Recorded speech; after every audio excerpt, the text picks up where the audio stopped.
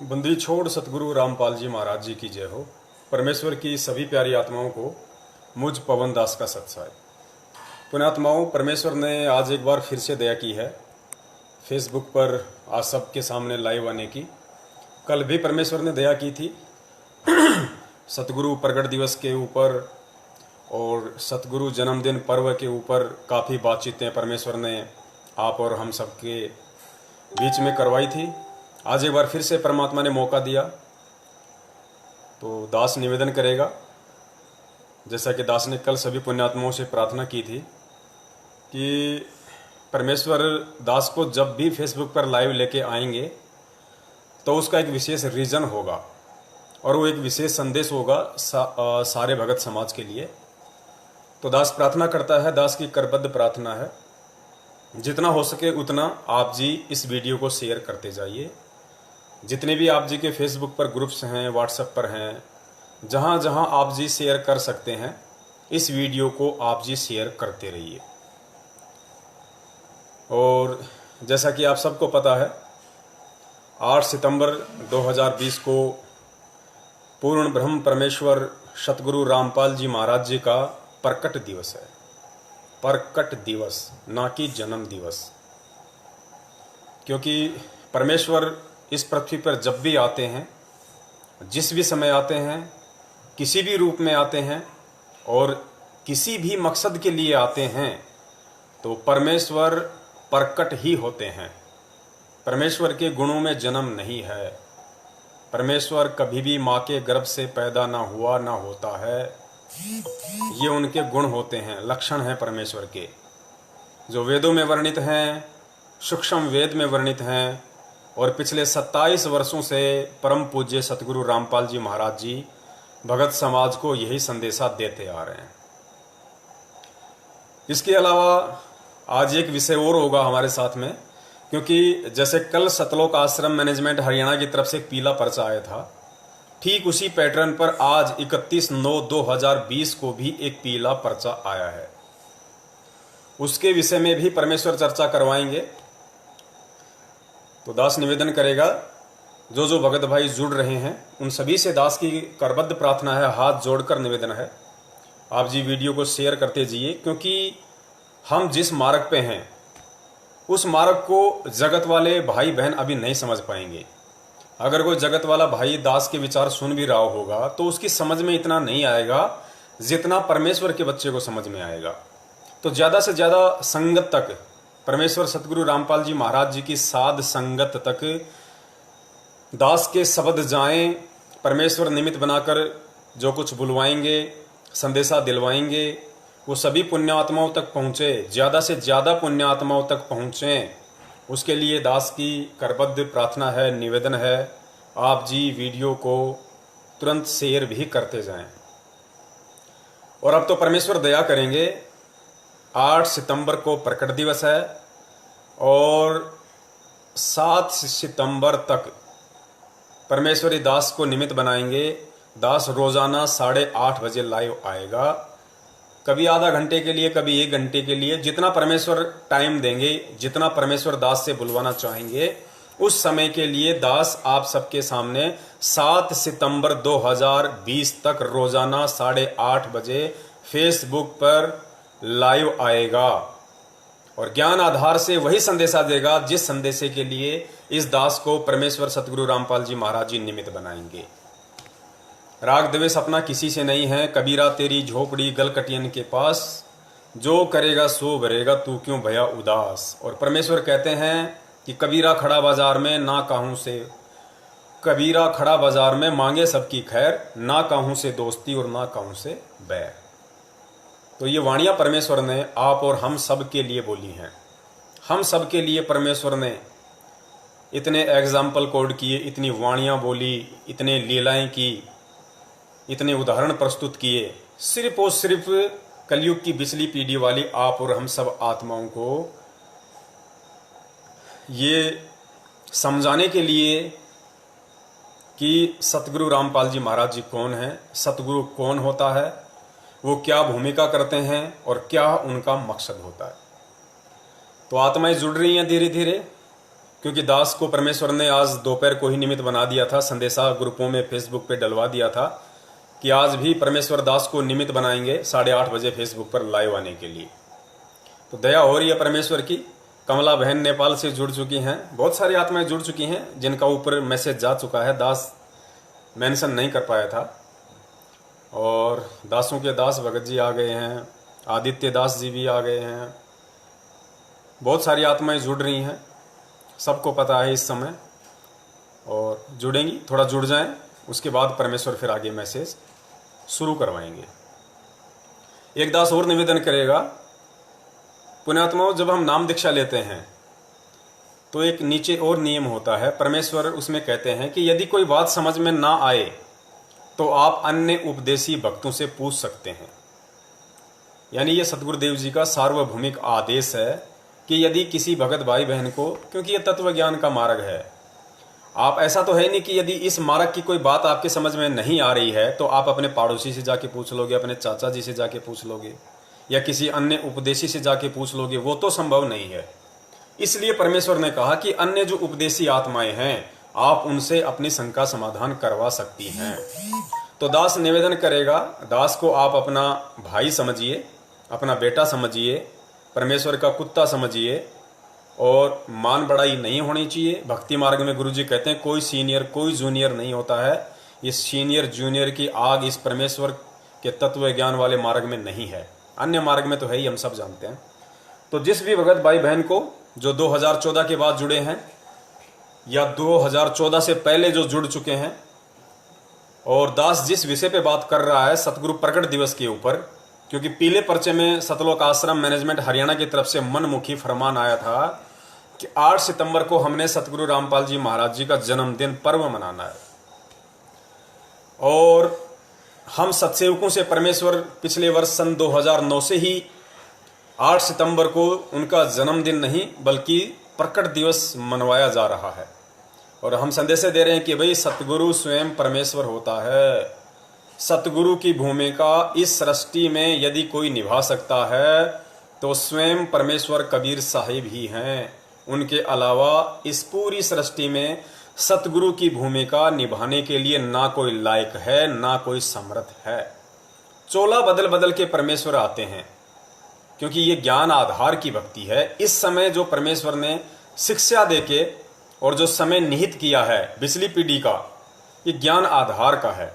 इसलिए परमेश्वर एक आम व्यक्ति की भूमिका में आए। जैसे आम व्यक्ति शादी करता है, फिर बच्चे पैदा करता है, काम करता है, नौकरी करता है, अपना अन्य कोई बिजनेस करता है, उस भूमिका में परमेश्वर आए तो 650 साल पहले भी थे। उस समय तो हम धोखा खा गए, परमेश्वर को पकड़ नहीं पाए। लेकिन आज थोड़े हमें धोखा खाना है। धोखा देने की कोशिश बहुत की जा रही है। 2014 बरवाला कांड के बाद इतने हजारों की संख्या में ऐसे झूठे आदेश, फर्जी आदेश, तानाशाही फरमान संगत के ऊपर जबरन थोपे गए हैं, और भ्रमित होने वाले हो भी गए। और जिन पे परमेश्वर के ज्ञान की दया थी, कोई उनका बाल भी बांका नहीं कर पाया, ना कोई उनको डरा पाया, ना धमका पाया, ना उनको कोई खूब मारा, खूब पीटा जानवरों की तरह, लेकिन उन आत्माओं को डिगा नहीं पाए, क्योंकि सतगुरु का पंजा उनके शीश पे था। तो आत्माएं जुड़ रही हैं धीरे धीरे। ममता बहन भी फरीदाबाद से, हरियाणा से जुड़ चुकी हैं। संतोष गुप्ता भाई, डालचंद दास जी, बहुत सारे भगत भाई जुड़ गए हैं। क्योंकि कल परमेश्वर ने जो वीडियो बनवाया था, जो फेसबुक पे लाइव दास आया था, बहुत सारे भगत भाइयों ने शेयर किया। कई हजारों की संख्या में परमात्मा की आत्माओं ने उसको देखा। और देखो, ज्ञान तो परमेश्वर का है। भले ही संगत में 3 टुकड़े हो गए हों, 4 टुकड़े हो गए हों, चाहे 1000 टुकड़े हो जाएं संगत के, लेकिन इस मार्ग पे वही टिकेगा जो परमेश्वर के ज्ञान को आधार बना के चलेगा। देखो, हम सब एक परमात्मा के बच्चे, हमने नाम दीक्षा एक परमेश्वर से ली, हमें ज्ञान उस परमेश्वर ने समान रूप से दिया, हमारे नियम एक जैसे, सत भक्ति मंत्र परमेश्वर ने एक जैसे दिए, सत्संगों की बरसात सब पे एक जैसी की, आशीर्वाद की मेहर और दया कृपा उस परमेश्वर ने एक समान की। सबके साथ परमेश्वर ने वही प्रेम पूर्वक व्यवहार किया। फिर ऐसा क्या हो गया कि संगत के 3 मुंह हो गए, 2 मुंह हो गए। एक सतलोक आश्रम मैनेजमेंट हरियाणा जो मनमुखी फरमान संगत में जारी करता है, अपने ही हिसाब से चलता है, ज्ञान, तत्व ज्ञान या सतगुरुदेव जी की मान मर्यादाओं का उन्हें कोई ख्याल नहीं है। और एक ग्रुप जिन्हें लोग सत्सेवकों के नाम से जानते हैं, पहचानते हैं, वो हर कदम पर सतगुरुदेव जी के ज्ञान को आधार बनाकर चलते हैं। वो कोई मनमुखी रूप से नहीं चलते हैं। और जो ज्ञान आधारी आत्मा होगी उसको भय नहीं होता किसी चीज का, कि उसको कोई गुरु के नाम पे डरा देगा, उसको कोई किसी और चीज के नाम पे डरा देगा, उसको नाम खंड के भय से उसको भयभीत कर देगा कि तेरे को आश्रम में नहीं घुसने दिया जाएगा, तेरे को ऐसा कर दिया जाएगा, तेरे को गुरुजी संगत से बाहर कर देंगे। अरे भैया, ये बच्चों वाली बातें हैं, ये हमें ना दिखाओ, हमें ना डराओ इन सबसे। हमें परमेश्वर ने जो सद्बुद्धि बख्श रखी है अभी तुम्हारे आसपास भी नहीं है। तो आज का जो संदेश आया है सतलोक आश्रम मैनेजमेंट हरियाणा की तरफ से, दास आपको एक बार पढ़कर बता देता है कल की तरह कि आज इन्होंने क्या आदेश निकाला है। देखिए, ये आप देख नहीं पाओगे इसलिए दास आपको पढ़कर बता देता है। आप लोगों के पास तो पहुंच गया होगा अब तक, ऐसी बात नहीं है। नेटवर्क बड़ा जबरदस्त है काल भगवान का। जय हो बंदी छोड़ की, सतगुरुदेव की जय। दिनांक 31/8/2020 सभी भगत आत्माओं से प्रार्थना है कि सतगुरुदेव जी का आदेश आया है कि जिस प्रकार कबीर साहेब जी का प्रकट दिवस मनाया गया है उसी प्रकार सतगुरुदेव जी का जन्मदिन मनाना है। किसी भी भगत मती को, अपने आत्मा ध्यान से सुनना आगे ये लैंग्वेज, किसी भी भगत मती को अपने घर पर खीर, हलवा या अन्य पकवान बनाकर नहीं खाना है। साधना चैनल पर सुबह 9 से 12 बजे तक 3 घंटे का सत्संग चलेगा, वह सुनना है। इसके अलावा अलग से कुछ भी नहीं करना है। ये सरासर मनमुखी आदेश है, फर्जी आदेश है।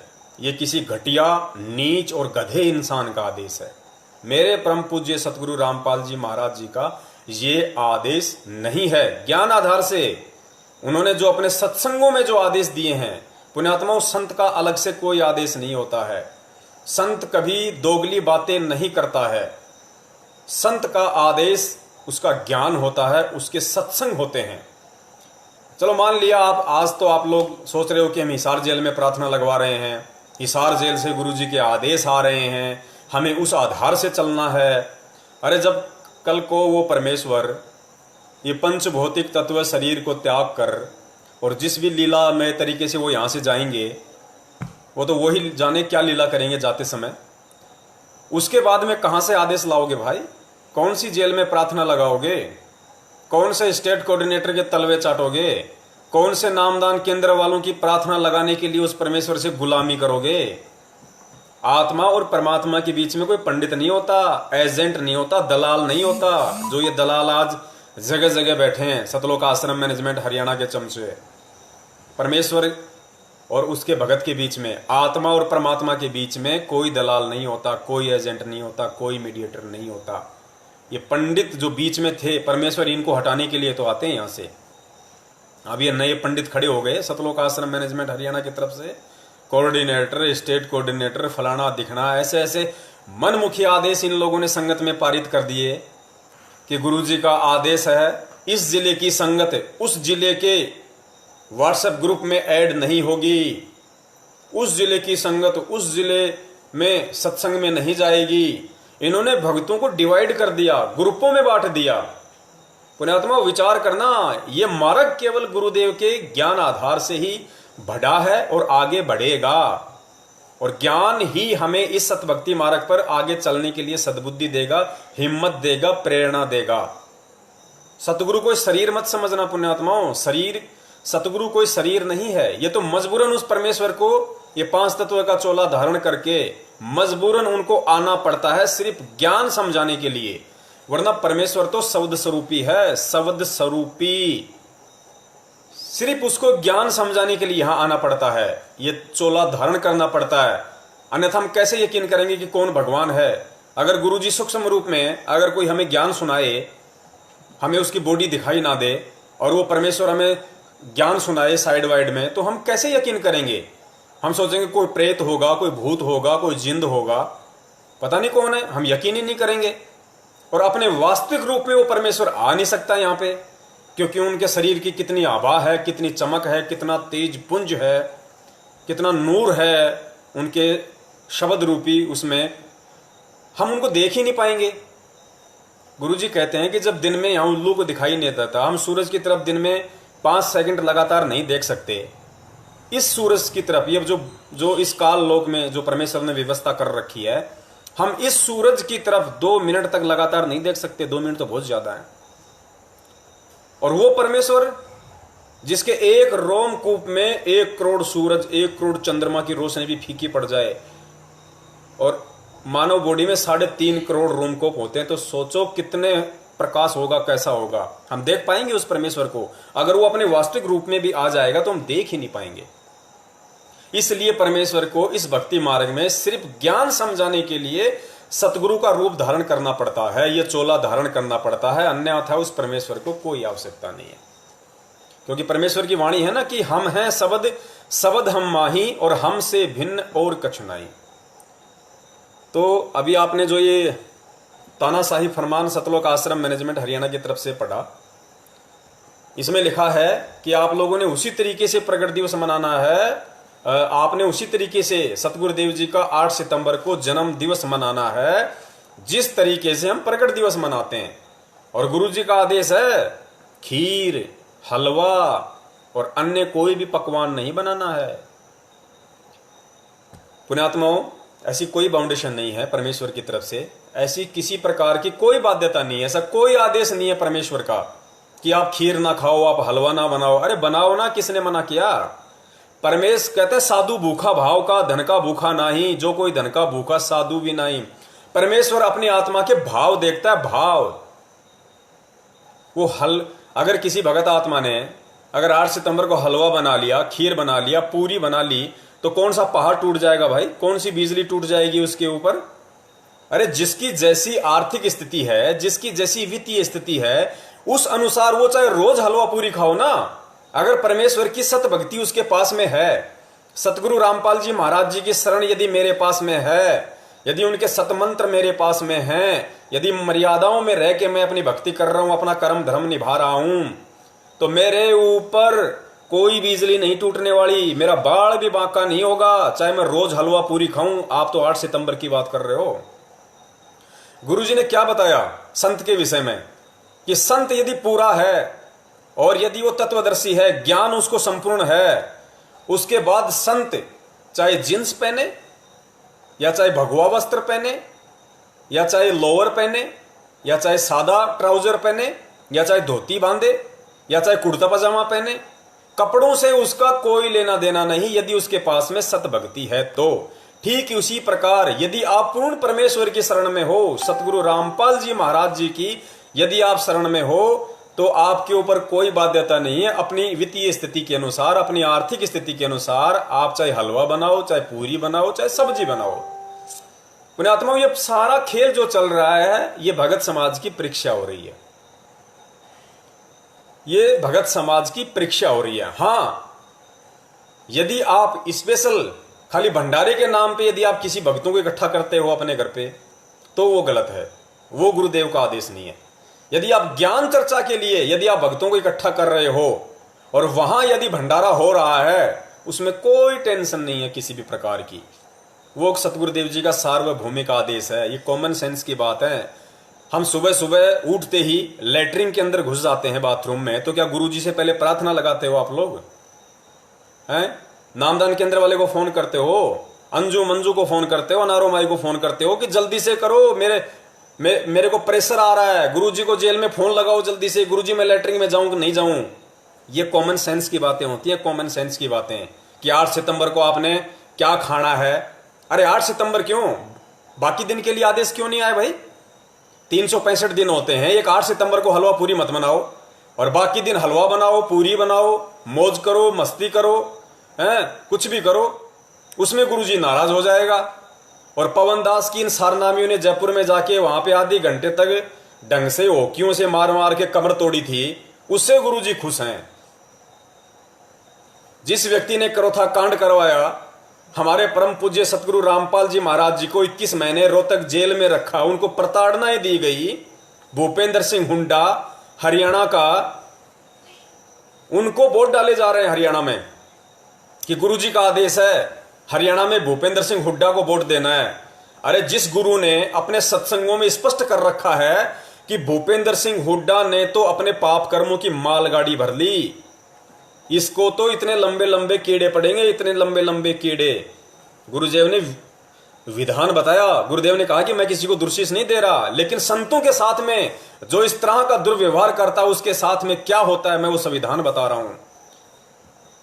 उस व्यक्ति के लिए जिसके लिए गुरुजी ने कहा कि जिस दिन करौथा कांड की सीबीआई जांच हो गई ये भूपेंद्र सिंह हुड्डा जेल में जाएगा, उस व्यक्ति के लिए सतगुरुदेव जी हिसार जेल से आदेश निकालेंगे चुनावों के समय कि सर्व संगत को मेरा आदेश है कि भूपेंद्र सिंह हुड्डा को वोट डालो।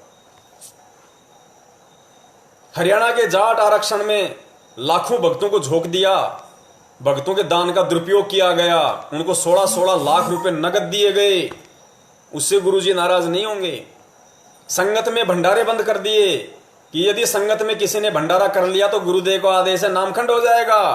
और हरियाणा के जाट आंदोलन में जसिया में मुंडका वाले आश्रम में देसी घी के हलवे बना के, बूंदी बना के, लड्डू बना के, पैकिंग करके जाटों को खिलाए जा रहे हैं। दान भक्तों का खिलाया जा रहा है जगत वालों को। गुरुजी कहते हैं दूध वाली भैंस को खिलाओगे तो कुछ देगी, और भगत है दूध वाली भैंस, तो भक्तों के यानी दूध वाली भैंस के तो बिनोले बंद कर दिए, उसके तो खड़ और उसके तो काकड़ा और खड़ जो भी उसका चारा होता है दूध वाली भैंस का वो तो बंद कर दिया, भक्तों के तो सत्संग भंडारे बंद कर दिए और जगत वालों को खिलाए जा रहे हैं, उस भैंस को खिलाए जा रहे हैं जो दूध नहीं देती। तो उससे गुरुजी बिल्कुल राजी होंगे, कोई दिक्कत नहीं। बस भगत ने यदि अपने घर पे 8 तारीख को हलवा बना लिया, खीर बना ली तो गुरुजी नाराज हो जाएंगे। पुण्यात्माओं ये मनमुखी आदेश हैं। सतलोक की प्राप्ति ऐसे नहीं होगी भाई। गुरुदेव ने हर तरीके से, हर पॉइंट पे, हर चीज को क्लियर किया है कि तुम्हें किस तरीके से रहनी करनी करनी है, तुम्हें किस तरीके से चलना इस मार्ग पे, तुम्हारी रहनी करनी क्या होनी चाहिए। पुण्यात्मा कॉमन सेंस की बात है। जब तक बच्चा 18-20 साल का नहीं हो जाता है, जब तक संसार की गतिविधियों को समझने के लायक नहीं हो जाता है, लोगों के आचार विचार व्यवहार से परिचित होने के लायक नहीं हो जाता है, तब तक एक पिता चाहता है कि ये बच्चा जो मैं इसको आदेश दूं ये मेरी हर आदेश की पालना करे, इसको मैं जैसा कहूं उसी हिसाब से ये चले, ताकि ये जीवन में कभी मार ना खाए। 18-20 साल तक वो पिता यही चाहता है कि ये बच्चा मेरी कस्टडी में रहे, ये अगर कुछ भी काम करे तो मेरे से पूछे, मेरे पूछे बगैर कोई भी काम ना करे ये।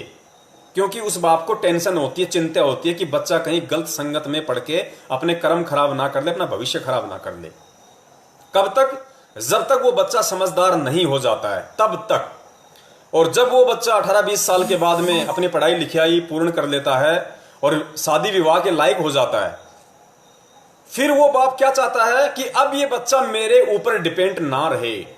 अब ये बच्चा, इसको मैंने जो अनुभव दिया है मेरे जीवन का, मैंने जो इसको शिक्षा दी है, 18-20 साल तक मैंने इसको जो सांसारिक पाठ पढ़ाया है, अब ये बच्चा मेरे द्वारा दी गई उस शिक्षा को आधार बना के अपने आगे का जीवन निर्धारित करे। वो बाप फिर नहीं चाहेगा कि अब ये बच्चा मैं कहूं वैसा करे, वरना फिर तो बच्चा आदेशों का गुलाम हो जाएगा। उस बाप को पता है कि कल को मेरी टिकट कट गई, और टिकट तो कटती है कि कल को अगर मैं शरीर छोड़ जाऊंगा तो बच्चा तो फिर मेरे आदेशों के ऊपर ही डिपेंड रह जाएगा। इसने अपने दिमाग का तो कभी सदुपयोग किया ही नहीं, ये तो मार खा जाएगा दुनिया वालों से, इसको तो लोग ठग लेंगे, इसको ये तो अपना जीवन बर्बाद कर लेगा। तो वो पिता एक समय तक ही चाहता है कि ये बच्चा मेरे हिसाब से चले, जैसा मैं कहूं वैसा ये चले, क्योंकि बच्चा उस समय अपना अच्छे बुरे का निर्णय नहीं कर सकता। इसलिए पिता उसको अपनी कस्टडी में, अपने संरक्षण में रख के उसको चलाता है, उसको सिखाता है। और जब वो बच्चा समझदार हो जाता है तो वो पिता स्वयं चाहता है कि अब ये बच्चा स्वयं के बुद्धि विवेक से निर्णय ले कि क्या सही है क्या गलत है, मैं कौन सा बिजनेस करूं, मैं किसके साथ में कैसा व्यवहार करूं तो मेरा जीवन आगे सही चलेगा, समाज में मेरी एक प्रतिष्ठा बनी रहेगी, मैं एक सामाजिक प्राणी कहलाने के लायक रहूंगा। ठीक उसी प्रकार सतगुरुदेव जी आध्यात्मिक जीवन में हमारे पिता हैं, हमारा बाप है, हमारा परमेश्वर है। और जब हम एकदम से इस सांसारिक परंपराओं से दूर हटके, इन कुरीतियों से, इन रीति रिवाजों से हटके जिनमें हम रंग चुके हैं, हमारे बाप दादा परदाता जिनमें रंगे हुए थे, उनसे हटके जब अचानक से हम उस परमेश्वर की शरण में आते हैं, एक नई दुनिया में, आध्यात्मिक दुनिया में हम प्रवेश करते हैं, तो जब तक हम इस भक्ति मार्ग में 5-10 साल के नहीं हो जाते हैं या 5-4 साल के नहीं हो जाते हैं, जब तक हमें सतनाम की प्राप्ति नहीं हो जाती है तब तक वो परमेश्वर चाहता है कि ये बच्चा, ये मेरा भगत, ये मेरा शिष्य, ये मेरा अनुयायी मेरी हर उस बात का जो मैं इसको बोलूं, चाहे इसको अच्छी लगे या ना लगे, वो इसको माने, उसको फॉलो करे। क्योंकि अभी भक्ति मार्ग में नया है, इसको एबीसीडी का भी नहीं पता है, तो ये मार खा जाएगा। गुरु आदेशों की पालना नहीं करेगा तो भक्ति मार्ग से दूर हो जाएगा। तो परमेश्वर एक समय तक, 4-5 समय तक, जैसे गुरु जी कहते हैं ना कि 3 साल में तो इस जीव की ऐ मिटती है, ऐ। भक्ति मार्ग में गुरु से नाम दीक्षा लेने के बाद में 3 साल तक तो गुरु जी कहते हैं उसकी ऐ मिटती है। उसके बाद धीरे धीरे वो थोड़ा समझदार होता है, ज्ञान को आधार बनाता है, गुरु जी के संकेतों को, इशारों को समझने लगता है। तो पुण्यात्माओं, अब आप हम सब बच्चे नहीं रहे। सन 1994 से 2014 तक परमेश्वर ने अनमोल ज्ञान का खजाना खोल दिया है। बेहद बरसात कर दी है परमात्मा ने। डीवीडी भर भर के छोड़ दी मालिक ने, मेमोरी कार्ड भर भर के छोड़ रखे हैं, टीवी चैनलों पे सत्संग चल रहे हैं। आज ज्ञान का कोई टोटा नहीं है, कोई तोड़ा नहीं है। तो अब वो परमेश्वर उस संपूर्ण ज्ञान का पिटारा खोल के, संपूर्ण ज्ञान दे के फिर उस परमेश्वर ने परीक्षा ली है। अब वो परमेश्वर चाहता है कि इन बच्चों को मैंने जो पाठ पढ़ाया है, मैंने जो सिलेबस इनको बताया है, अब उस सिलेबस को आधार बना के, उस पाठ को आधार बना के ये इस भक्ति मार्ग पे चलें। स्वयं फैसले करें कि इस ज्ञान मार्ग में कौन मेरे साथ धोखा कर रहा है, कौन मेरे सतगुरुदेव जी के ज्ञान के विरुद्ध चल रहा है और कौन मुझे चलाने की कोशिश कर रहा है। और सतगुरुदेव जी के ज्ञान आधार से मैं किस तरीके से इस भक्ति मार्ग पे चलूंगा तो मैं सफल हो पाऊंगा, उस परमेश्वर के पास मैं जा पाऊंगा। क्योंकि परमेश्वर ने भी इस काल लोक के अनुसार एक न एक दिन अपना शरीर छोड़ना है। जब स्वयं कबीर साहिब जी ने 120 साल के बाद अपना शरीर छोड़ा, मतलब जिस भी विधि से परमेश्वर गए, सह शरीर आए, सह शरीर गए, इस लोक को उन्होंने छोड़ा। उस आधार से सतगुरु रामपाल जी महाराज जी भी एक समय पे इस दुनिया को छोड़ेंगे, जिस रूप में है वो उसको छोड़ेंगे। तो आज वो ये चाहते हैं कि यदि ये बच्चे मेरे ऊपर ही डिपेंड रहे, मैं जो आदेश दे रहा हूं खाली उसी को मानते रहे, और मैंने 27 साल से जो अनमोल तत्व ज्ञान दिया है उसकी यदि इन्होंने आधार नहीं बनाया, उस ज्ञान के आधार से चलना इन्होंने नहीं सीखा, खाली मेरी जुबान, मेरे आदेश से ही ये लोग चलते रहे, तो ये तो फिर भेड़ हैं, भेड़। ये मार खा जाएंगे, कल को परमेश्वर चले जाएंगे। ये तो काल का लोक है, वो तो ड्रामे रचेगा, उसका तो काम है ड्रामे रचना। वो कोई आलू टमाटर गोभी भिंडी दाल मखानी तो खाता नहीं। कौन खाता है? सूक्ष्म शरीर को खाता है ना, भून के तवत्शिला पे। तो वो कैसे जाने देगा? वो तो पग पग पे रोड़े अटकाएगा, जैसे आज अटका रखा है। आज परमेश्वर के रहते सहते उसने इस भक्ति मार्ग में इतने खंबे खड़े कर दिए, इतने रोड़े, इतने ब्रेकर्स खड़े कर दिए। सोचो परमेश्वर के जाने के बाद में वो क्या क्या नए अखाड़े शुरू नहीं करेगा। तो उन अखाड़ों से, काल भगवान के उन चालों से, उन धोखों से हम कैसे बचेंगे? हमें कौन बचाएगा? सतगुरुदेव जी तो रहेंगे नहीं, तो हमें कौन बचाएगा भाई? कहां से आदेश लाओगे? सतलोक में चिट्ठी भेजोगे? सतलोक से फोन आएगा? कैसे बचोगे? परमेश्वर के ज्ञान को आधार बना के, जो ज्ञान आज वो दे चुके हैं और दे रहे हैं, उस ज्ञान को आधार बना के ही चला जाएगा। और ज्ञान ही गुरु का असली रूप है, सतगुरु का असली रूप ही ज्ञान है। वो शब्द है, जो शब्द आज आप और हमें वो दे रहे हैं। एक शब्द तो उन्होंने हमारे को मंत्र रूप में दे दिया, और एक शब्द है उनका तत्व ज्ञान, जो वो पिछले 27 साल से सबको बता रहा है, ओपन में, खुले रूप में सबको बता रहे हैं। तो हमने उस ज्ञान को आधार बना के चलना पड़ेगा। तो ये तो परमेश्वर ने थोड़ी सी भूमिका बनाई थी। आगे जो वीडियो जो बनने जा रही है, जो संदेशा परमेश्वर दिलवाएंगे, ये उसकी अभी तक परमेश्वर ने आधे घंटे तक तो उसकी भूमिका बनवाई है, ताकि मालिक की जो पुण्य आत्माएं हैं उनको समझ में आए कि आगे क्या इस कुत्ते को निमित्त बना के परमेश्वर संदेशा दिलवाने जा रहे हैं। तो ये हलवा पूरी वाला तो कोई मैटर नहीं है, मनमुखी आदेश है। हमें आदेशों का गुलाम बन के नहीं रहना है। हमें बिल्कुल भी मन में ये डर और भय नहीं रखना है। जिसने ज्ञान को आधार बनाया उसके मन में कतई डर, कतई भय नहीं होगा कि ऐसा आदेश हमारे गुरुजी देंगे क्या। गुरुजी को क्या मतलब है यार, 8 तारीख को हलवा पूरी खाओ, हलवा पूरी मत खाओ, और 8 तारीख को जिसके पास BMW गाड़ी है, जिसके पास में मर्सिडीज है, जिसके पास में 50 लाख की ओडी है, तो वो तो उसका भी यूज नहीं करना चाहिए उसने, क्योंकि भाव बिगड़ जाएंगे। हलवा खा लिया तो भाव बिगड़ जाएंगे। अरे हलवे के अंदर क्या है भाई? जो हलवा खा लेंगे, पूरी खा लेंगे, खीर बना लेंगे तो भाव बिगड़ जाएंगे। तुम सुबह उठते तुम दूध की चाय पीते हो तो दूध की तो खीर बनती है, तो फिर तो तुम्हारे चाय से भी भाव बिगड़ेंगे, फिर तुम्हारा नाम खंड हो जाएगा। वो दूध की चाय अगर पी ली तो तुम्हारा नाम खंड हो जाएगा। हलवा किसका बनता है? आटे का। तो फिर तो 8 सितंबर को भाई रोटी भी नहीं खानी, क्योंकि उसी आटे का तो रोटी बनती है, उसी आटे का हलवा बनता है। तो कुछ दिमाग से काम लो पुण्यात्माओं। परमेश्वर ने जो अनमोल तत्व ज्ञान दिया उसको आधार बनाओ। कब तक मूर्खों की तरह हम आंख कान नाक बंद करके इनकी गुलामी करते रहेंगे? अरे पहले हमारे बाप दादाओं ने मुगलों की गुलामी की, उसके बाद में अंग्रेजों की गुलामी की, फ्रांसीसियों की गुलामी की, डचों की गुलामी की, और आज इन सतलोक आश्रम मैनेजमेंट वाले ठगों की गुलामी कर रहे हो, इन काले अंग्रेजों की गुलामी कर रहे हो। भाई हमें कौन भेजेगा सतलोक? गुरु जी का भाई हमें पार कर देगा, गुरु जी की बेटी पार कर देगी, गुरु जी की बहन पार कर देगी, गुरु जी का भाई पार कर देगा। कौन पार करेगा? ये मर्यादा और इस परमेश्वर की ये भक्ति पार करेगी। कोई बेटा बेटी नहीं है गुरु जी का, इस बहम में मत रहना। कोई बेटा बेटी नहीं है उनका। गुरु जी का यदि कोई असली बेटा बेटी है तो केवल वो है जो उनके ज्ञान को आधार बना के इस भक्ति मार्ग पे चल रहा है, जो मर्यादाओं में रह के भक्ति कर रहा है, वो गुरुदेव का असली बेटा और असली बेटी है। इन सांसारिक बेटा बेटी को ना देखो, ये तो लीला है परमेश्वर की।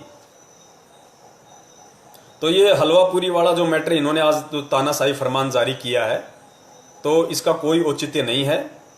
अब देखो 2, 4, 5% की तो मैं कह नहीं सकता। उनको तो साक्षात अगर भगवान भी आके कह, उनको तो साक्षात अगर वो परमेश्वर भी आके कह दे तो भी नहीं मानने वाले हो। तो चलो हम बात करते हैं कि 8 सितंबर को हमने क्या मनाना है, सतगुरु प्रगट दिवस मनाना है या जन्म दिवस मनाना है। कल परमेश्वर ने बहुत सारी बातें, बहुत सारे सबूत आप जीव के समक्ष ज्ञान आधार से प्रस्तुत करवाए थे। और परमेश्वर कहते हैं ज्ञान का और गहम का तो चमका सा होता है, और जो परमेश्वर की जो पुण्य आत्माएं हैं, जो ज्ञान आधारी आत्माएं हैं, वो तो समझ गई कि हमें क्या करना और क्या नहीं करना है। और मूर्खों के आगे तो भैंस के आगे तो बीन बजाने से कोई फायदा नहीं है। फिर भी परमेश्वर ने कोई कमी नहीं छोड़ी अपने आप को दर्शाने में, अपने आप को साबित करने में कि मैं कौन हूं। मैं साक्षात पूर्ण ब्रह्म परमेश्वर कबीर हूं, जो संत रामपाल जी महाराज जी के चोले में प्रकट हूं। पुण्यात्मा एक चीज का ध्यान रखना, हो सकता है कल भी दास का मोबाइल का बैटरी डिस हो गया था, बीच में बात रह गई थी, तो दास कुछ सबूत आप लोगों के सामने पेश कर देता है।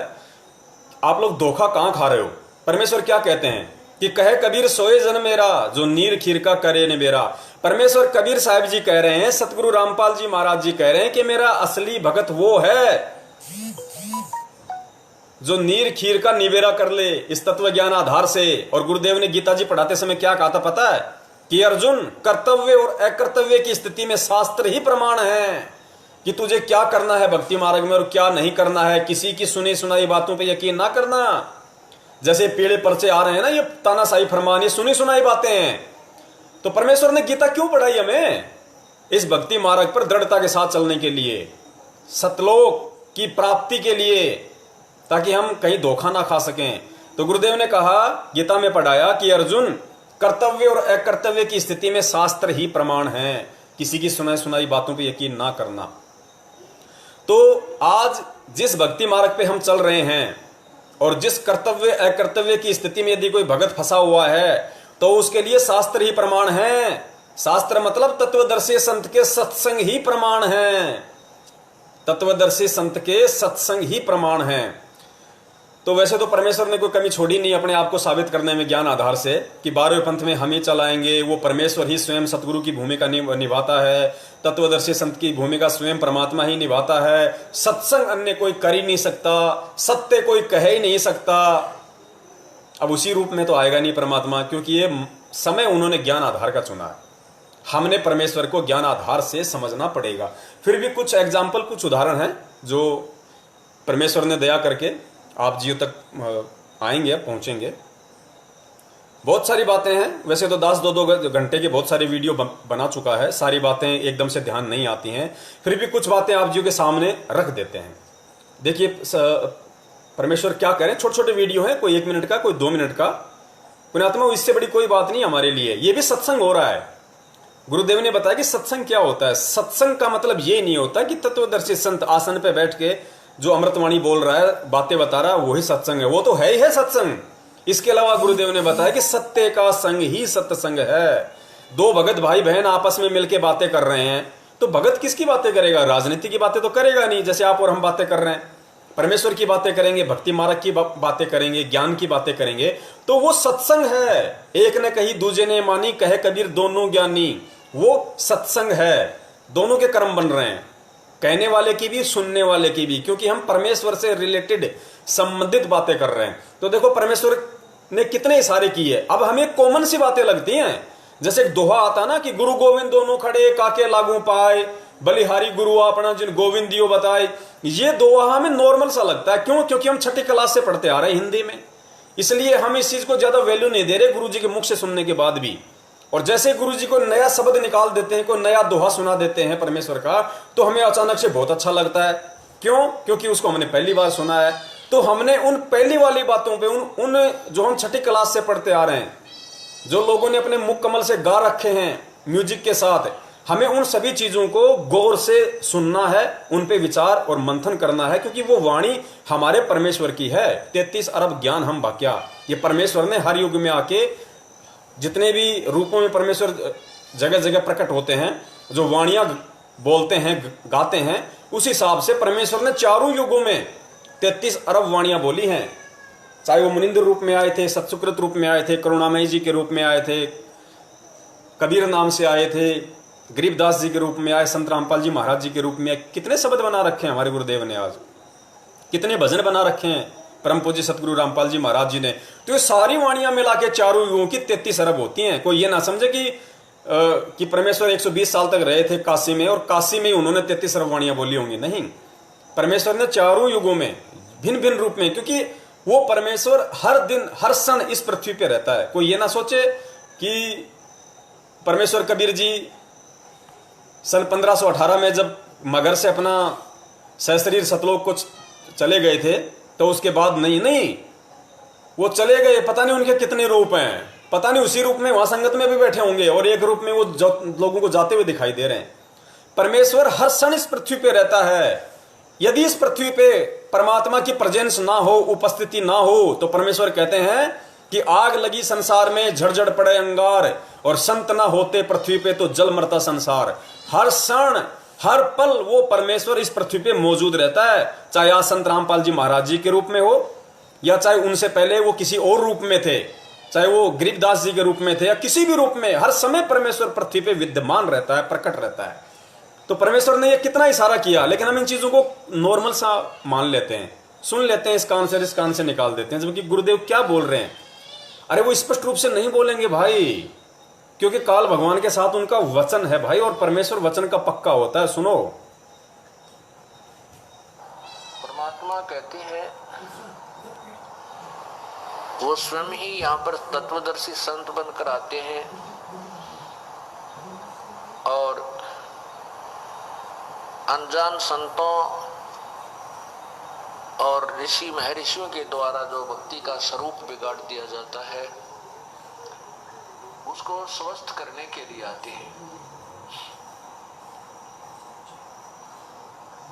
वो स्वयं ही परमात्मा होते हैं, वो परम अक्षर ब्रह्म वो स्वयं है, वही संत रूप धारण करते हैं, वही एक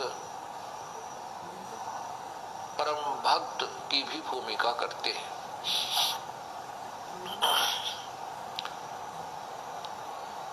वो हमारे लिए एक उदाहरण छोड़कर जाते हैं, अपनी अमृतवाणी सौ संवेद अपने मुखारविंद से वो इस तत्व ज्ञान का उच्चारण करके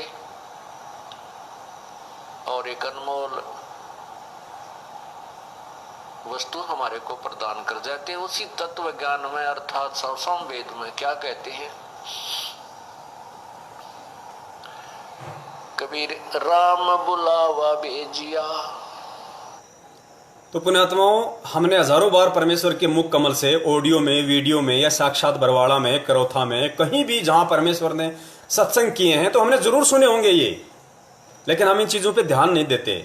कितना स्पष्ट बोल गए परमेश्वर कि वो स्वयं ही एक भगत की भूमिका करते हैं, स्वयं ही वो तत्वदर्शी संत की भूमिका करते हैं, स्वयं परमेश्वर तो वो है ही हैं, वो हमारे लिए एग्जाम्पल छोड़ जाते हैं, एक एग्जाम्पल कोड कर जाते हैं। ये कोई साधारण सी बात नहीं है। अब ये कोई माँ के पेट से जन्म लिया हुआ कर देगा ये सत्संग? कोई माँ के पेट से जन्म लिया हुआ इंसान, कोई जीव इस पृथ्वी लोक का, क्या वो परमार्थ के लिए निस्वार्थ रूप से सेवा कर सकता है? क्या इस पृथ्वी लोक पे कोई ऐसा जीव है जो परमार्थ के लिए निस्वार्थ रूप से सेवा कर सकता है? कभी नहीं कर सकता, कभी नहीं कर सकता। परमार्थ का काम केवल परमेश्वर ही करता है और कोई कर ही नहीं सकता। इसके अलावा देखो, और आपको एक सतगुरुदेव जी का अनमोल सत्संग सुनाते हैं। उसके बाद भी यदि किसी आत्मा ने 8 सितंबर 2020 को संत रामपाल जी महाराज जी का जन्मदिन मनाया, क्योंकि दास ने कल भी जिक्र कर दिया था कि जन्मदिन मनाने का मतलब है आप उनको जीव मान रहे हो, क्योंकि जन्म जीव का होता है, पीव का नहीं होता। और परमेश्वर कहते हैं कि गुरु मानुष कर जानते ते नर कहिए अंध, और वे दुखी संसार में आ गए काल के फंद। फिर परमेश्वर ने एक वाणी में और कहा कि गुरु को मानुष जो गिने। अब गुरु को मानुष, अगर 8 सितंबर को यदि किसी ने उनका जन्मदिन मना लिया, प्रगट दिवस ना मना के यदि जन्म दिवस मना लिया, जन्मदिन मना लिया, तो आप गुरु को मानुष मान रहे हो, क्योंकि जन्म मानव का होता है, मानुष का होता है। तो गुरु जी कहते हैं कि गुरु को मानुष जो गिने और करे चरणा अमृत को पान। यानी तुम उस सतगुरु का, उस तत्वदर्शी संत का, उसके चरणों का तुम चरणामृत भी पी रहे हो, जो हम रोज पीते हैं ना गुरुदेव का चरणामृत, बोतल में मिलता है हमारे को नाम दीक्षा के समय। तो कहते हैं गुरु को मानुष जो गिने। अब गुरु को मानुष कौन गिरेगा? जो उनको जन्म लिया हुआ मानेगा, जो उनका जन्मदिन मनाएगा। गुरु को मानुष जो गिने और करे चरणामृत को पान। चरणामृत भी पी रहा है और जन्मदिन मना के उनको मानुष भी मान रहा है। गुरु को मानुष जो गिने करे चरणामृत को पान, ते नर नरक में जाएंगे, युग युग बने समान। ये भक्तों के लिए वाणी है, जगत के लिए नहीं है। क्योंकि जगत कौन सा चरणामृत पीता भाई? जगत का कौन सा गुरु है? ये वाणी आदरणीय गरीबदास जी महाराज जी ने हम बिचली पीढ़ी वाली नीच आत्माओं के लिए बोली है। हम बिचली पीढ़ी वाली आत्माओं के लिए, ताकि हम सतर्क रहें कि गुरु को मानुष जो गिने और करे चरणामृत को पान। आपका पड़ोसी थोड़ी पी रहा है चरणामृत, आपका रिश्तेदार पी रहा है क्या चरणामृत, जो गुरु जी से नाम दीक्षित नहीं है? पी रहा कोई अन्य, कोई संत महंत शंकराचार्य चरणामृत देता है? तो कहते हैं गुरु को मानुष जो गिने और करे चरणामृत को पान। ये हम भक्तों के लिए है, इस 20 लाख की संगत के लिए जो सतगुरु रामपाल जी महाराज जी से नाम दीक्षित है। वो फिर कुत्ते की योनि में जाएगा, युगन युगन बने समान। समान मानी कुत्ता। ये परमेश्वर की वाणी है भाई, आदरणीय गरीबदास जी महाराज जी की। और यथार्थ भक्ति बोध का सरलार्थ जो सतगुरु रामपाल जी महाराज जी ने किया है, उसके पेज नंबर शायद 82 है, 78 है, दास को ध्यान नहीं आ रहा, वीडियो बनाया था उसमें है। उसमें गुरु जी ने इसको स्पष्ट कर रखा है कि यदि आपने गुरु तो बना रखा है तत्वदर्शी संत को, और परमात्मा किसी अन्य को मानते हो, तो भैया नरक में जाओगे, कुत्ते बनोगे। पुण्यात्मा, जगत वालों से 8 गुना ज्यादा, इस चीज को कान खोल के सुन लेना, जगत वालों से 8 गुना ज्यादा भगत को सतर्क रहने की आवश्यकता है। भगत को दोष लगता है, क्योंकि जिसको ज्ञान नहीं होता है वो गलती कर देता है, वो माफी के लायक है। और जिसको ज्ञान हो गया, ज्ञान से बढ़ के जिसको तत्व ज्ञान है, और फिर वो गलती करेगा, तो वेदों में तो लिखा है कि उसको 8 गुना ज्यादा, जगत से ज्यादा 8 गुना ज्यादा सजा मिलती है। अब ये ना सोचना कि हम संत रामपाल जी महाराज जी के शरण में आ गए, हमारा तो बेड़ा पार हो गया, हम तो सतलोक निकल देंगे, हम तो चादर ओढ़ के सो जाएंगे। वो चादर इस तरीके से नहीं ओढ़ी जाती जो गरीबदास जी महाराज जी ने कही थी कि हम सुते चादर ताण। 8 गुना ज्यादा दोष जगत से, और जिसको तत्व ज्ञान है उसको क्या लगेगा? नोट कर लेना इस चीज को। आज हम पहली बार कोई परमेश्वर की शरण में नहीं है, पता नहीं हमने कितने युग निकाल दिए। परमेश्वर की वाणी है ना कि साधु सेती मस्करी और चोरा नाल खुशहाल, मल अखाड़ा जीतेंगे युगों युगों के माल। और फिर परमात्मा ने बताया कि मीराबाई, धना भगत, ये कौन थे? ये युगों युगों के माल थे। युगों युगों के माल मतलब जो युगों युगांतरों से, असंख्य जन्मों से परमेश्वर कबीर जी की भक्ति मार्ग में रिहर्सल करते आ रहे हैं, पहलवान बनने की, भक्ति के पहलवान बनने की। ऐसे ज्ञान समझ में नहीं आता। आप कहीं सोच रहे हो कि हमने ये ज्ञान, हमें संत रामपाल जी महाराज जी का ज्ञान समझ में आ गया। ये ज्ञान ऐसे नहीं समझ में आता। आपके क्यों समझ में आ गया? भेड़ बकरी चराने वालों के, 8वीं 10वीं फैल लोगों के, सब्जी का ठेला लगाने वालों के ये ज्ञान कैसे समझ में आ गया? जिला कलेक्टर के समझ में क्यों नहीं आ रहा? प्रधानमंत्री गृह मंत्री के समझ में क्यों नहीं आ रहा? अनिल अंबानी अडानी टाटा के समझ में क्यों नहीं आ रहा भाई? क्योंकि वो युगों युगों के माल नहीं है, उन पे नई कलम चढ़ाएंगे परमेश्वर। आप और हमारे समझ में आई, क्योंकि परमेश्वर कहते हैं ना कि सबसे पहले 64 लाख आएंगे, तो इसका मतलब हम काशी में भी तो परमेश्वर की शरण में थे। अरे उस समय भी तो शरण में थे और ये सोच रहे थे कि पार हो जाएंगे, गुरु मिल गया, मंत्र मिल गए, भगवान मिल गए, और गुरुजी ने बोल दिया कि बच्चा टोल के टोल चलेंगे, जहाज में बैठ के चलेंगे, सतलोक भक्ति करो। हम उस समय भी तो निश्चिंत थे, लेकिन हमने फिर भी नरक भोगा। परमेश्वर को प्राप्त करके भी हमने नरक भोगा। ठीक है, उस परमेश्वर ने हमें उस नरक लोक में नहीं जाने दिया, फिर भी हमने कम से कम 10-12 बार नरक भोगा है। क्योंकि गुरुदेव ने बताया कि मां के गर्भ में 9 महीने तक ये इतने यातनाएं भोगता है, इतनी यातनाएं भोगता है। सबसे बड़ा जो नरक बताया गुरुदेव ने, सबसे बड़ा जो नरक बताया वो 9 महीने तक मां का गर्भ बताया। गुरुजी कहते हैं यदि किसी व्यक्ति के कोड लग रहा है और 100 साल तक यदि उसको कोड लगा रहे, कोड क्या होता है अभी हमने सुना है, खून टपकता रहता है, मवाद टपकती रहती है, मक्खियां भिनभिनाती रहती हैं, वो परेशान दुखी, वो हम उसकी कल्पना नहीं कर सकते, क्योंकि अभी हमें है नहीं वो कोड, तो हम उसकी कल्पना नहीं कर सकते। जिसकी अंगुली कटती है उसी को दर्द का आभास होता है कि दर्द क्या होता है, दूसरा खाली महसूस कर सकता है थोड़ा थोड़ा। अगर किसी के बच्चे को ठोकर लग जाए तो कलेजा उसकी मां का धधकता है, पड़ोसी ये जरूर कहेगा ठोकर लग गई, ठोकर लग गई, लेकिन यहां दर्द नहीं होगा उसके, यहां दर्द उसी के होगा जिसका वो खून है। तो पुण्यात्माओं,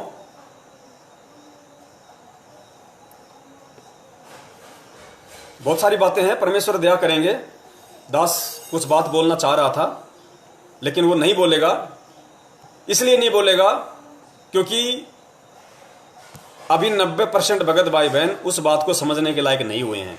और यदि दास ने जल्दबाजी कर दी तो जिस प्रकार सतगुरु रामपाल जी के महाराज जी के साथ में जो हो रहा है वो दास के साथ भी हो जाएगा। तो दास ने परमात्मा को प्रेरणा की अभी चुप रहो, समय आएगा तो परमेश्वर करेंगे उसका भी खुलासा। तो अब देखो दास आपको क्लियर कर देगा, परमेश्वर सतगुरु रामपाल जी महाराज जी की दया से। हम अज्ञानी भगत उनके सत्संगों से नहीं समझे, उनके इशारों से नहीं समझे, फिर भी उन्होंने खोल के बता दिया, खोल के बता दिया परमेश्वर ने। और इस वीडियो को देखने के बाद, ये मुश्किल से 30 सेकंड का वीडियो, ओनली 30 सेकंड का सतगुरुदेव जी के सत्संग का, इस वीडियो को देखने के बाद भी यदि उनके भगत ने 8 सितंबर 2020 को उनका जन्मदिन मना लिया तो पुण्यात्माओं, ये दास उस परमेश्वर की दी हुई सद्बुद्धि से गारंटी के साथ कहता है कि इस जन्म में उसका मोक्ष नहीं हो सकता, इस जन्म में उसका मोक्ष नहीं हो सकता। हां, यदि जिस भगत आत्मा के पास में ये संदेशा नहीं पहुंचा, या गुरुदेव का ये वीडियो नहीं पहुंचा, या आज दास जो आप सबके सामने लाइव चैटिंग पे है, ये मैसेज यदि उस आत्मा ने नहीं देखा, या किसी ने को नया नया नाम लिया है, उसको अभी हकीकत का नहीं पता, उस आत्मा ने यदि अनजाने में 8 सितंबर को जन्मदिन मना लिया, उस पे दोष नहीं आएगा। लेकिन वो आत्मा सबसे बड़ी दोषी होगी जो 2014 से पहले की नाम दीक्षित है और जो आज ये वीडियो देख लेगी। इस 30 सेकंड के वीडियो में गुरुजी ने स्पष्ट कर दिया, इशारा दे दिया परमेश्वर ने। यहां सार नाम पे बात हो रही है, अकय नाम पे, और फिर गुरुजी ने इशारा दे दिया कि उस परमेश्वर की विलक्षण देह थी। विलक्षण देह क्या होती है? पंच तत्वों से दूर, नूरी, शब्द रूपी, कि उस परमेश्वर की 650 साल पहले विलक्षण देह थी और आज भी है। ये शब्द ध्यान रखना। गुरुदेव ने तुरंत कह दिया कि उस समय परमात्मा की विलक्षण देह थी और आज भी है। और फिर क्या कहा कि 650 साल पहले परमात्मा प्रकट थे और आज भी हैं। पुण्यात्मा, ये शब्द ध्यान रखना। इस वीडियो में गुरुदेव के मुख कमल से 2 बातें स्पष्ट कर दी परमात्मा ने, और कुछ नहीं बताएगा वो इसके आगे। जिसने समझना होगा समझ जाएगा, क्योंकि सतलोक में तत्वज्ञानी आत्मा जाएगी, परमेश्वर की हंस आत्मा जाएगी। वो आत्मा नहीं जाएगी जो उनके इशारों को समझने के लायक नहीं हुई है। तो इस 30 सेकंड के वीडियो में जो अभी आप सुनने जा रहे हैं, परमेश्वर ने स्पष्ट कर दिया कि पहले भी परमात्मा की विलक्षण देह थी। पहले कब? जब वो आए थे 650 साल पहले, कबीर रूप में, उस दाढ़ी वाले रूप में। और फिर कहा कि आज भी विलक्षण है, और फिर कहा कि परमात्मा पहले भी प्रकट थे और कह रहे हैं कि आज भी हैं। ये शब्द ध्यान रख लेना और उसके बाद निर्णय कर लेना कि 20 तारीख को आप कितनी बड़ी महागलती करने 8 सितंबर को आप कितनी बड़ी महागलती, महाभूल अपने जीवन की करने जा रहे हो। अपनी भक्ति का, बनी बनाई भक्ति का सत्यानाश करने जा रहे हो, पीले पर्चे को आधार बना के। सुनो अब इसको ध्यान से, एक बार नहीं, दास आपको 2 बार सुनाएगा। अके नाम कहा नहीं जाई, इसको बोलना नहीं है, इसको बोल के जाप नहीं करना, सुरत से जाप करना है। ये बोल के सुना दिया, लेकिन इसका जाप बोल के नहीं होगा, इसलिए अके कहा है। विधेय इसलिए कहा इसको कि जैसे परमात्मा का भी शरीर था और धर्मदास का भी शरीर था, लेकिन परमात्मा विधेय कहा करते, विलक्षण देही थी उनकी, साकार है, थे भी है भी, उस समय प्रकट थे, अब भी है। और इसी प्रकार इस मंत्र को विधेय मंत्र का। सुन लिया, परमात्मा की विलक्षण देह थी और है भी। और फिर क्या बोल रहे हैं सतगुरुदेव जी, पूर्ण परमेश्वर, कि 650 साल पहले प्रकट थे, आज भी हैं। एक बार और सुन लो। अके नाम कहा नहीं जाई, इसको बोलना नहीं है, इसको बोल के जाप नहीं करना, सुरत से जाप करना है। ये बोल के सुना दिया, लेकिन इसका जाप बोल के नहीं होगा, इसलिए अके कहा है। विधेय इसलिए कहा इसको कि जैसे परमात्मा का भी शरीर था और धर्मदास का भी शरीर था, लेकिन परमात्मा विधेय कहा करते, विलक्षण देही थी उनकी, साकार है, थे भी है भी, उस समय प्रकट थे, अब भी है। और इसी प्रकार इस जय हो बंदी छोड़ सतगुरु रामपाल जी महाराज जी की जय हो। सभी आत्माएं जोर से जयकारा लगा दो, बंदी छोड़ सतगुरु रामपाल जी महाराज जी की जय हो। पुण्यात्माओं, इससे ज्यादा खुलकर परमेश्वर अब कुछ नहीं बताएगा। और आप लोगों का सौभाग्य है, उन आत्माओं का सौभाग्य है जो इस परमेश्वर के दास का ये लाइव चैटिंग देख रही हैं और उन तक ये संदेशा जा रहा है, ये मैसेज उन आत्माओं तक जा रहा है। अब स्पष्ट रूप से कह दिया परमात्मा ने। पहली बात तो कल जैसे जिक्र कराया था कि परमेश्वर ने धर्मदास जी से कहा कि धर्मदास 12वें पंथ में हम स्वयं ही जाएंगे, 12वें पंथ हम ही चलावें। गरीबदास जी महाराज जी के माध्यम से उन्होंने लिखवा दिया था कि 12वें पंथ हम ही चलावें, सब पंथों को मिटा के एक ही पंथ चलावें, सब पंथों को मिटा के एक ही पंथ चलावे। परमेश्वर दोगला नहीं होता, उसके वचन पलटते नहीं। वो आ गया 8 सितंबर 1951 में 12वें पंथ में ही आया है, क्योंकि हमारे दादा गुरुदेव स्वामी रामदेवानंद जी महाराज गरीबदास जी के पंथ से संबंधित हैं, 12वें पंथ से हैं। और उसी पंथ में सतगुरु रामपाल जी महाराज जी ने वैसे ही लीला की उनसे नाम दीक्षा लेने की, जिस प्रकार कबीर साहब जी ने 650 साल पहले रामानंद जी से नाम दीक्षा लेने की लीला की थी दुनिया की नजरों में। अभी तो बहुत गहरे रहस्य हैं पुण्यात्माओं इस भक्ति मार्ग के। परमेश्वर दया करेंगे, जो ये 7 सितंबर तक दास लाइव आएगा, इसमें बहुत सारे खुलासे होंगे। अभी तो आप लोगों को यह भी नहीं पता है, सुन के आश्चर्य भी होगा, अभी तो आप लोगों को यह भी नहीं पता है कि हमारे दादा गुरुदेव को, स्वामी रामदेवानंद जी महाराज जी को सार शब्द किसने दिया था? सतगुरु रामपाल जी महाराज जी ने उनको सार शब्द दिया था, उनको सतलोक भेजा था, उनको सार शब्द देके। 650 साल पहले किसी को नहीं पता था रामानंद जी के अलावा और परमेश्वर कबीर साहिब जी के अलावा कि इनके आपस में क्या लीला चल रही है, कौन किसका गुरु है, कौन किसका चेला है। उनके अलावा किसी को नहीं पता था। उनसे वचन भरवा लिए थे परमात्मा ने कि किसी को नहीं बताओगे।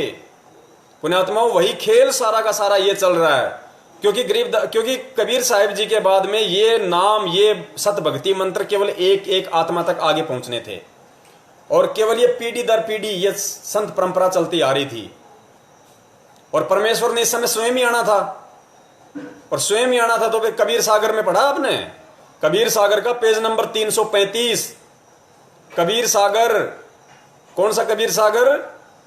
जो सतगुरुदेव जी ने 2012 में आश्रम में लिखा था और 2016 में सतलोक आश्रम मैनेजमेंट हरियाणा ने अपने व्यापारिक धंधे के लिए, अपने बिजनेस के लिए, धार्मिक धंधे के लिए सतगुरुदेव जी के द्वारा 2012 में आश्रम में लिखे गए कबीर सागर को कुछ मिलावट करके अपनी तरफ से और उसको प्रिंट करवा के 2016 में भगत समाज में निकाल दिया। उस कबीर सागर के पेज नंबर 335 पे स्पष्ट देख लेना, परमेश्वर ने स्पष्ट लिखा हुआ है कि 9वीं सुरती मेरा निज वचन होगा। 9वीं सुरती नौवीं सुरती कौन? परमेश्वर सतगुरु रामपाल जी महाराज जी। नौवीं सुरती मेरा निज वचन होगा और वो सार शब्द लेके प्रकट होगा, सार शब्द लेके, वहां लिखा हुआ जन्म लेगा, क्योंकि परमेश्वर भेद रखते हैं ना, छुपाते हैं ना परमात्मा अपने आप को। जैसे नानक जी थे, नानक जी को परमेश्वर ने बोल दिया था कि भाई सच्चाई नहीं बतानी अभी, तो नानक जी ने बाला और मर्दाना को कभी नहीं बताया। उन्होंने ये कहा कि भाई वो विष्णु बैठा था वहां पे, उसके वो निरंकार था, वो वहां पे वो तख्त पे विष्णु बैठा हुआ था। लेकिन फिर गुरुजी ने आज स्पष्ट किया कि उस समय नानक जी को स्पष्ट रूप से बताने का आदेश नहीं था। दुनिया समझी कि ये विष्णु होगा त्रिलोकीय, और दुनिया उसकी भक्ति में लगी रही, क्योंकि उस समय यदि सभी को ये ज्ञान हो जाता तो उस समय पार होने का समय था नहीं। ये मंत्र उस समय परमात्मा ने किसी को देने नहीं थे यथार्थ, तो केवल परमात्मा ने भेद रखना था। तो नानक जी ने उस पूर्ण परमेश्वर कबीर साहिब जी की विष्णु विष्णु बोल के महिमा गाई, और लोग त्रिलोकीय विष्णु यानी काल और दुर्गा के पुत्र विष्णु पे आधारित हो गए। कम से कम भक्ति से जुड़े रहे, भक्ति पे लगे रहे। आज परमेश्वर ने वो भेद खोल दिया आके कि वो विष्णु कौन था। अग्नि तनुरसी विष्णवे तवा सोमस्य तनुरसुई, कबीर अंगारी असी बम्बारी असी रितधाम, जैसे मालिक की वाणी है, लिखा हुआ है सवर ज्योति रितधाम असी, यानी वो परमेश्वर ही विष्णु है जो तीनों लोकों में प्रवेश करके सबका पालन पोषण करता है। तो आज परमेश्वर ने वो भेद खोले हैं। तो इसी प्रकार परमेश्वर अपने आप को छुपाते हुए यहाँ पे प्रकट होते हैं। जैसे 650 साल पहले परमेश्वर कहा करते थे कि मैं तो उनका भेजा हुआ संत हूँ, सत्य पुरुष तो परमेश्वर है जो सतलोक में है भाई धर्मदास। और जब धर्मदास जी ने सतलोक में देख लिया तब उनकी आंखें खुली, वरना उससे पहले तो धर्मदास जी भी यही मान रहे थे कि वास्तव में परमात्मा कोई और है, ये कबीर तो कोई ज्ञानी पुरुष है, उस परमेश्वर का भेजा हुआ कोई महान संत है, उसका कोई संदेश वाहक है, उसका कोई पैगंबर है। लेकिन धर्मदास जी ने जब अपनी आंखों से देख लिया उसके बाद में उनको यकीन हुआ। यही कहानी परमात्मा ने गरीबदास जी महाराज जी के साथ दोहराई, अन्य आत्माओं के साथ दोहराई। किस लिए? सिर्फ आप और हमारे को ये विश्वास दिलाने के लिए कि बात वही है, यदि तुम्हें भी लेके जाऊंगा तो वहां जाने के बाद तुम्हें भी ऐसा ही होगा कि रे ओहो संत रामपाल जी महाराज जी स्वयं बैठे सिंहासन पे, ये तो पूर्ण ब्रह्म परमेश्वर है स्वयं, ये तो परमात्मा भाई। अगर ऐसा हो गया तो फिर ज्ञान का क्या यूज हुआ?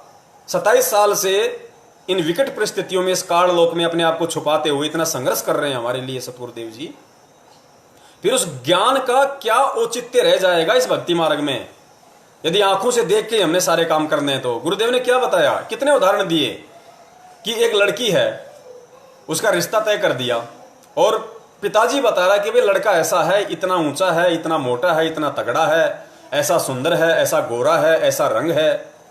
अब वो लड़की कहे कि नहीं मेरे को तो दिखाओ कैसा है, तो गुरुजी बताया कि फुटे भाग उसके, वो बाप कहने लग रहा है, तो बाप अपने बेटे से झूठ थोड़ी बोलेगा, बाप अपनी पुत्री से झूठ थोड़ी बोलेगा, उसको किसी गधे के पीछे थोड़ी बांधेगा, किसी अच्छे इंसान के सोच समझ आधार से किसी अच्छे नेक इंसान के पीछे तो लगाएगा उसको। तो इसी प्रकार पुण्यात्माओं हमें हमारे सतगुरुदेव जी ने जो बातें बता दी, जो बातें उन्होंने बता दी हमें सत्संगों में कि सतलोक में ऐसा है, सतलोक ऐसा है, ऐसा वो लोक है, ऐसे वहां पे सुख हैं, ऐसी सुविधाएं हैं और इस तरीके से तुम वहां पे जा सकते हो, तो वो आत्मा महामूर्ख होगी जो ये जिद करेगी या ये अपने मन में भाव लाएगी कि मैंने तो सतलोक देखा नहीं, परमात्मा मुझे भी सतलोक दिखाओ, मुझे भी सतलोक के दर्शन कराओ परमेश्वर। आपने तो बहुत सारी आत्माओं को सौपन में सतलोक के दर्शन दिए, कोई आम खा के आ रहा है, कोई अंगूर खा के आ रहा है, कोई वहां पे हवाई जहाज में घूम रहा है, कोई क्या कर रहा है, तो परमेश्वर मुझे भी दिखाओ। पुण्यात्माओं ये कुछ खेल होते हैं भक्ति मार्ग के। इस तरह के जो अनुभव होते हैं आप टीवी पे देखते हो, इंटरव्यू में देखते हो, सारे इंटरव्यू सत्य नहीं है। कहीं आप सोचो कि जितने भी हम टीवी पे साधना टीवी पे या भक्तों का अनुभव देखते हो सत्य है, सत्य नहीं है। दास ने 6 महीने पहले लगभग एक वीडियो बनाया था, एक कोई दिल्ली की बहन थी उसका इंटरव्यू था, वो कह रही थी अपने इंटरव्यू में, साधना टीवी पे भी उसको चलाया गया था, दास ने उस पर वीडियो भी बनाया था। वो कह रही थी कि परमेश्वर आए, कबीर साहिब जी के रूप में आए, मुझे ऊपर लेके गए, ऊपर जब मैं गई तो वहां पे मकर तार की डोरी आई, तो कबीर साहब ने कहा कि बेटी इसकी तरफ देखना भी नहीं है, ध्यान भी नहीं देना इसकी तरफ। और सतगुरुदेव जी का फिर हमने सत्संग सुनाया वहां पे उसी में वीडियो में गुरुदेव कह रहे हैं कि जब तुम यहां से जाओगे तो एक स्थिति ऐसी आएगी, मकर डोर की तार आएगी, और उस मकर डोर से तुमने ध्यान हटाना भी नहीं है, वरना मार खा जाओगे। तो पुण्यात्माओं, ये इंटरव्यू सारे सही नहीं है। काल भगवान बहुत बड़ी चाल खेल रहा है इस समय सूक्ष्म रूप में। सतलोक उसने भी अपने लोक में बना रखा है, 21 ब्रह्मांड में उसने भी नकली सतलोक बना रखा है, नकली अलख लोक बना रखा है, नकली अगम लोक बना रखा है। किस लिए? खुद के लिए नहीं बनाया, पिकनिक मनाने के लिए नहीं बनाया। उसने सतलोक की एज इट इज संरचना यहां पे कर रखी है। किस लिए? आप और हम जीवों को भ्रमित करने के लिए। जैसे गुरुजी ने बताया कि कोई शंकर का उपासक है, कोई ब्रह्मा जी का उपासक है, कोई विष्णु जी का उपासक है, उनकी भक्ति कर रहा है, तप कर रहा है, ध्यान कर रहा है। काल उनको विष्णु रूप में, शंकर रूप में, ब्रह्मा जी के उपासक को ब्रह्मा जी के रूप में दर्शन दे देता है। और वो उपासक क्या करते हैं? ओहो ब्रह्मा जी, आप तो भगवान हो, आप ही सब कुछ हो, समाधि में मैंने आपका ध्यान किया, आपने मुझे साक्षात मुझे दर्शन दिए। शंकर वाला भी ये कहता है, क्योंकि काल ने शंकर रूप में उसको दर्शन दे दिए, वो शंकर की महिमा गाने लग जाता है। तो ये भ्रमित ज्ञान है। सतगुरु रामपाल जी महाराज जी ने जो शब्द अपने सत्संगों में बताया है, देखो पुण्यात्माओं, जिन जिन पुस्तकों का जिक्र परमेश्वर ने अपने सत्संगों में किया है कि मैंने ये पुस्तकें लिखी हैं, सबसे मुख्य उनमें ज्ञान गंगा पुस्तक है, ज्ञान गंगा। उन पुस्तकों के अलावा जो दुनिया भर की मार्केट में पुस्तकें आ रही हैं, हर दिन एक नई पुस्तक लॉन्च हो रही है, हमें उन पे यकीन नहीं करना। गरिमा गीता की पुस्तक आपने पढ़ी होगी, उसमें साफ साफ क्या लिखा हुआ है, पेज नंबर 28 और 29, गरिमा गीता की पुस्तक आप सबके पास होगी, उसको देखना आप। उसमें एक परमेश्वर की वाणी लिखी हुई है कि लोक अनामी जावेगी वहां को न्या मिले चुबारे, आत्मा और परमात्मा वहां भी रहते न्यारे न्यारे। यानी उस पुस्तक में लिखा हुआ है कि आत्मा और परमात्मा वहां भी रहते न्यारे न्यारे। और फिर उसका स्पष्टीकरण दिया, नीचे उसका अर्थ किया गया है कि सतलोक में वहां जब आत्मा अनामी लोक में जाती है तो वहां पे परमात्मा और आत्मा दोनों अलग अलग रहते हैं, अर्थ में भी अलग लिखा हुआ है। जबकि सतगुरु रामपाल जी महाराज जी ने क्या बताया कि लोक अनामी जावेगी वहां कोन्या मिला चुबारे, आत्मा और परमात्मा वहां कोन्या रहते न्यारे, आत्मा और परमात्मा वहां कोन्या रहते न्यारे। क्योंकि अनामी लोक में जाने के बाद में ये आत्मा उस शब्द में समा जाती है जिस शब्द से परमेश्वर कबीर साहिब जी ने प्रथम बार सृष्टि रचना के समय इस आत्मा को सर्जन किया था, इसकी उत्पत्ति की थी। असली जो मोक्ष है इस आत्मा का वो सतलोक भी नहीं है, ये भी गुरु जी ने कई बार बोल दिया, स्पष्ट कर दिया। असली जो मोक्ष है वो अनामी लोक का मोक्ष है, लेकिन रास्ता वही है। सतलोक जाए बिना आप आगे की भक्ति नहीं कर सकते। कहां की? अलख लोक की, उसके बाद में अगम लोक की, फिर अनामी लोक की।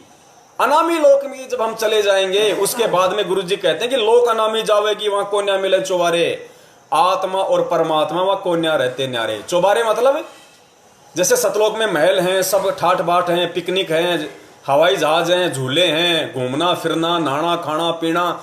कहते हैं वहां कुछ नहीं है प्यारी पुण्यात्मा, वहां तो तेरा सदा सदा के लिए झंझट मिट जाएगा फिर अनामी लोक में जाने के बाद। तो जिस शब्द से परमात्मा ने तुझे उत्पन्न किया था, परमेश्वर ने 17 शब्द उत्पन्न किए थे ना, 16 शब्द से तो परमेश्वर ने 16 अपने पुत्र उत्पन्न किए थे, सर्जन किए थे, और 17वें शब्द से परमात्मा ने सबके लिए द्वीप रचे थे वहां पे। तो जिस शब्द से परमात्मा ने सतलोक में हम आत्माओं की उत्पत्ति की थी, उसी शब्द में, क्योंकि शब्द रूप स्वयं उस परमात्मा का है, उसी शब्द में यानी परमेश्वर अपने आप में उस शब्द में हम आत्माओं को समा लेंगे, तो फिर आत्मा का अलग से कोई अस्तित्व नहीं हो जाएगा। आत्मा का अस्तित्व अनामी लोक में जाने के बाद ही नष्ट होगा सदा सदा के लिए, इसका जन्म मरण सब झंझट मिट जाएगा। क्योंकि गुरुजी ने कई बार कह दिया कि कहीं तुम ये सोचो कि सतलोक जाने के बाद तो फिर क्या हम यहां पे वापस आ जाएंगे, तो गुरुजी ने कहा कि हाँ आ सकते हो, यदि तुमने वो गलती फिर से कर दी तो तुम वापस भी आ सकते हो। तो असली जो झंझट है इस आत्मा का, ये अनामी लोक में जाने के बाद मिटता है, लेकिन सतलोक में जाए बिना आप आगे की यात्रा नहीं कर सकते। जिस प्रकार बच्चा स्कूल जाता है, सबसे पहले एलकेजी, फिर यूकेजी, फिर first, second, third, fourth, fifth, इस प्रकार बच्चा अपनी पढ़ाई करता है, सीढ़ी दर सीढ़ी आगे चढ़ता है। अब कोई बच्चा कहे कि ना मैं तो ना एलकेजी करूंगा ना यूकेजी करूंगा, मेरा तो सीधा 12वीं में एडमिशन करवा दो, तो वो संभव नहीं है। और 12वीं में एडमिशन हो गया, मान लो कि बच्चे ने एलकेजी पढ़ी, यूकेजी पढ़ी, 12वीं तक पढ़ा, तो नौकरी फिर भी नहीं है। उसके लिए अच्छी नौकरी के लिए आपको डिग्री चाहिएगी, डिग्री, और डिग्री लेने के बाद में फिर आप सदा सदा के लिए सरकार के दामाद बन जाते हो आप। तो इसी प्रकार सतलोक जो है, आप 12वीं तक का समझो, आप आश्वस्त हो गए आप कि ठीक है अब हम आगे की पढ़ाई के लायक हो गए, अब हम शिक्षित कह सकते हैं अपने आप को कि आई एम, जैसे बोलते हैं ना कि भाई मैं मतलब ग्रेजुएट हूं, तो आप ये कह सकते हो कि आई एम ग्रेजुएट, यानी मैं पढ़ा लिखा इंसान हूं, अनपढ़ नहीं हूं, मूर्ख नहीं हूं, मैं अब इलिटरेट नहीं हूं, I am a literate man. तो इस प्रकार, क्योंकि भक्ति एक सीढ़ी दर सीढ़ी आगे चढ़ने की प्रक्रिया है, तो बगैर सतलोक के हम वहां नहीं जा सकते। गुरुजी ने कहा कि सतलोक जाने के बाद फिर तुम्हारी इच्छा, भाई सतलोक में तुम्हारा जन्म मरण नहीं है, बुढ़ापा नहीं है, कुछ नहीं है, सारे ऐसो आराम है। उसके बाद तुम्हारी इच्छा, तुम आगे जाने की इच्छा रखते हो या नहीं रखते हो। बाकी सतलोक में यदि तुम पहुंच गए तो यहां जो तुम गधे कुत्ते सुअर ये इतने दुख दर्द पीड़ाएं सहन कर रहे हो, दुख उठा रहे हो, इनसे तुम सदा सदा के लिए मुक्त हो जाओगे। तो पुण्यात्माओं, हमें अंततः इस ज्ञान को आधार बना के चलना पड़ेगा।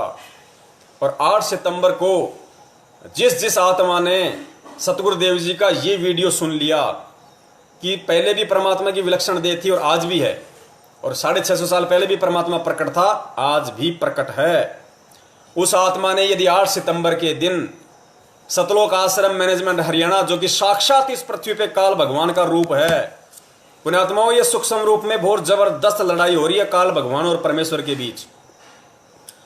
परमात्मा और परमेश्वर के बीच हथियारों से लड़ाई नहीं होती, सूक्ष्म रूप में चाल खेली जाती है। गुरुदेव ने बताया कि जैसे शतरंज का खेल होता है, शतरंज का पाड़ा मांडा जाता है, तो गुरुदेव ने बताया कि जो शतरंज है वो है 21 ब्रह्मांड, ये पृथ्वी लोक एक शतरंज है, शतरंज का सीट है ये। और जो गोटियां होती हैं वो हो तुम आत्माएं। इस पृथ्वी लोक पे जितनी भी आत्माएं हैं वो गोटियां हैं, और पृथ्वी लोक एक शतरंज का पाड़ा है, और खिलाड़ी केवल 2 ही हैं। एक तरफ काल भगवान बैठा है और दूसरी तरफ खुद परमेश्वर कबीर साहिब जी संत रामपाल जी महाराज जी के रूप में बैठे हुए हैं। अब गोटियों की कोई औकात नहीं है कि वो अपनी तरफ से वो एक कदम भी आगे बढ़ जाए, एक कदम भी आगे बढ़ जाए। अगर वो गोटियां काल भगवान के हाथ में आई, एक खिलाड़ी के हाथ में आई, तो वो उनको जैसे भी घुमा फिरा के उनको गिरेगा, तो वो उसकी मर्जी है। उन गोटियों की औकात नहीं है, वो उसके अनुसार चलेगी फिर। और वो गोटियां जब पूर्ण परमेश्वर के हाथ में आती हैं, तो परमेश्वर अपने हिसाब से फिर उसको पोवारा 25 करेगा या क्या करेगा, या 9-2-11 करेगा, वो परमेश्वर जाने। तो आप और हम सब जितनी भी आत्माएं इस पृथ्वी पे हैं, हम सब गोटियों की तरह, हमारी कोई औकात नहीं है। और इस 21 ब्रह्मांड में केवल 2 ही खिलाड़ी हैं, एक तो स्वयं काल भगवान और दूसरे हमारे परम पूज्य सतगुरु रामपाल जी महाराज जी। ये दोनों खिलाड़ी इस समय पूरी जोर जबरदस्ती के साथ अपना हर दाव लगा रहे हैं। जैसे फाइनल गेम होता है ना, फाइनल गेम होता है और पहलवान फिर अपना जी जान लगा देता है, तो गुरुदेव कहते हैं कि ये इस समय वर्तमान में पूर्ण परमेश्वर कबीर साहिब जी के रूप में सतगुरु रामपाल जी महाराज जी और काल भगवान परमेश्वर तो हम आत्माओं को यहां से निकालने के लिए पूरा जोर लगा रहे हैं। हर वो सत भक्ति वाला दाव हमें सिखा रहे हैं, हर दाव पेच से हमें परिचित कर रहे हैं। और उधर काल भगवान इन सतलोक आश्रम मैनेजमेंट वालों को निमित्त बना के तरह तरह के फर्जी आदेशों से घटिया कर्म, कुकर्म, छल कपट, संगत में राग द्वेष ईर्ष्या जलन, एक दूसरे के प्रति दुर्भावना, कुकर्म, कभी राजनीति, कभी आरक्षणबाजी, कभी दान के नाम पे लूट, कभी राजपूत करनी सेना को समर्थन, कभी पद्मावती फिल्म के लिए बैन करो। अरे हमें जगत वालों से भी बुरी स्थिति में लाके खड़ा कर दिया इन लोगों ने पिछले 6 साल से। और जो जो लोग इन फर्जी आदेशों पे चले हैं, वो समझो काल भगवान के हाथ में थे। वो गोटियां काल भगवान के हाथ में थी, वो फेंक रहा था। और दूसरी तरफ जो सत्सेवक, जो परमेश्वर के ज्ञान को आधार बना के, क्योंकि परमेश्वर ने अपने बच्चों को निमित्त बना रखा था, परमेश्वर ने अपने सत्सेवकों को निमित्त बनाया और काल भगवान ने सतलोक आश्रम मैनेजमेंट हरियाणा को निमित्त बनाया। और संगत का किस तरीके से सत्यानाश हुआ है, ये वाणी जो हम सुनते थे ना कि संगत माही कुसंगत उपजे जैसे बण में बास, आपे घिस घिस आग लगा ले करे औरों का भी नाश। ये संगत में जो असली बांस है, ये सतलोक आश्रम मैनेजमेंट हरियाणा है। संत रामपाल जी महाराज जी का भाई महेंद्र है, संजय खानपुर वाला मंजू का पति है, उनके परिवार वाले हैं, उनके रिश्तेदार हैं।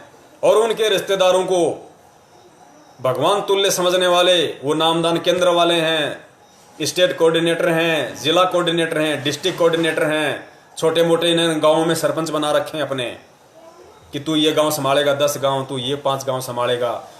संगत को ग्रुपों में बांट दिया। राजस्थान की संगत राजस्थान के ग्रुप में रहेगी, पंजाब की पंजाब के ग्रुप में रहेगी, और पंजाब में भी कितने जिले हैं, उन हर जिलों का इन्होंने अलग अलग व्हाट्सएप के ग्रुप बना रखे हैं। उनके अलावा कोई इधर उधर हो गया तो गुरुजी का आदेश आ गया, पीला पर्चा, गुरुजी का आदेश आ गया। कोई यदि अपने कोऑर्डिनेटर की बात नहीं मानेगा तो उसका नाम खंड हो जाएगा, उसकी प्रार्थना गुरुजी से निकल जाएगी। अरे कोऑर्डिनेटर कोई हमारा बाप है क्या?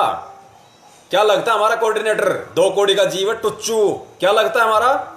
ऐसे कोई 50 निकलते हैं दिन में हमारी टांग के नीचे जिनको ज्ञान नहीं है। क्या लगता है हमारा कोऑर्डिनेटर? क्या लगता है संत रामपाल जी महाराज जी का भाई महेंद्र? हमारा कुछ नहीं लगता, 2 कौड़ी का जीव है। ना उनकी पत्नी हमारे लिए कोई अहमियत रखती है, ना उनके माता पिता हमारे लिए कोई अहमियत रखते हैं, ना उनके भाई बंधु हमारे लिए कोई अहमियत रखते हैं, ना उनका बेटा बेटी हमारे लिए कोई अहमियत रखता है। हमारे लिए यदि इस भक्ति मार्ग में कोई चीज अहमियत रखती है तो केवल परमेश्वर का ज्ञान अहमियत रखता है। पुण्यात्माओं, बहुत सारी गुप्त बातें हैं। काल भगवान कहां कहां पे धोखा, क्योंकि अब जैसे सार नाम ले लिया इन लोगों ने, इनको लगा कि हम तो पार हो जाएंगे। अरे पार तो अभी तक संत रामपाल जी महाराज जी के स्वयं के सांसारिक माता पिता भी नहीं हुए। जिनके घर उनका अवतरण हुआ है वो भी पार नहीं हुए भाई। उनको तो सार नाम मिल गया था, इंद्रो माई को सार नाम मिल गया था। सतगुरुदेव जी के जो सांसारिक लोक में जिनके परिवार में आए हैं, जिनको वो अपना पिता कहते हैं, भगत नंदराम जी, वो भी पार नहीं हुए। दोनों पार नहीं हुए भाई। अब आप पूछोगे क्यों कैसे, तो क्यों कैसे का जवाब है परमेश्वर का भक्ति मार्ग। ये जबरदस्ती दिखाने की चीज थोड़ी है कि लो जी देख लो वो कौन से लोक में बैठे हुए हैं। ये परमेश्वर के तत्व ज्ञान को आधार बना के जाना जाएगा कि वास्तव में उनका मोक्ष हुआ कि नहीं हुआ। पुण्यात्माओं, सतगुरुदेव जी ने क्या बताया कि ये भगवान और ये भक्ति वही है जो पहले थी। बदल आप और हम जाते हैं, परमेश्वर का विधान नहीं बदलता। गुरु जी ने क्या बताया कि जिसके घर में सत भक्ति हो रही है, या जिस आत्मा के पास ये नाम दीक्षा है, जो मर्यादा में रह के भक्ति कर रहा है, उसके साथ वही होगा जो सतयुग में हुआ करता था। और सतयुग में क्या हुआ करता था? गुरुदेव ने बताया कि घर में कभी अमंगल नहीं हो सकता। 3 बातें बताई गुरुदेव ने कि जो पूर्ण परमेश्वर कबीर साहिब जी के शरण में होगा, उस भगत की एक पहचान होती है, उस परिवार की एक पहचान होती है। ये मापने की ये थर्मामीटर है इस भक्ति मार्ग का कि मैं परमेश्वर के शरण में हूं या नहीं हूं। मेरे ऊपर उस मालिक, उस पूर्ण ब्रह्म परमेश्वर सतगुरु रामपाल जी महाराज जी का आशीर्वाद भरा पंजा है या नहीं है, उसका एक थर्मामीटर है। 3 बातें गुरुदेव ने बताई कि जिस घर में सतभक्ति होती है, जिस घर में पूर्ण परमेश्वर का वास है, जिस आत्मा के हृदय रूपी गुफा में परमेश्वर बैठा हुआ, सतगुरु शब्द रूप में बैठा हुआ है, उस घर में कभी अमंगल नहीं हो सकता। नंबर 1। नंबर 2, बाप से पहले बेटा बेटी नहीं मर सकती। नंबर 3, औरत कभी विधवा नहीं हो सकती। और सतगुरु रामपाल जी महाराज जी की सांसारिक माता विधवा होके शरीर छोड़ा। उन्होंने विधवा होके शरीर छोड़ा है, क्योंकि बरवाला कांड के समय शायद 19 या 20 तारीख को सतगुरुदेव जी के सांसारिक पिताजी का निधन हुआ था। और उसके तकरीबन 2 साल बाद, 2 या 3 साल बाद में माताजी का निधन हुआ है। तो माताजी विधवा हो चुकी थी। और इस भक्ति मार्ग के अनुसार यदि ऐसा हुआ तो उनके पास भगवान नहीं था। इंद्रो माई, जिनको हम ये कहते हैं कि संत रामपाल जी महाराज जी की माता है, उस माता पर भी परमेश्वर की कृपा नहीं थी। अब कारण कुछ भी रहा हो चाहे, अब ये ना सोचें कि उन्होंने कोई मर्यादा खंडित कर दी होगी, उन्होंने कोई गलती कर दी होगी। नहीं पुण्यात्माओं, यदि हम हृदय से परमात्मा को परमात्मा नहीं मानेंगे तो परमेश्वर हमारे साथ नहीं रहेगा। ये उनका रूल है, उनका विधान है।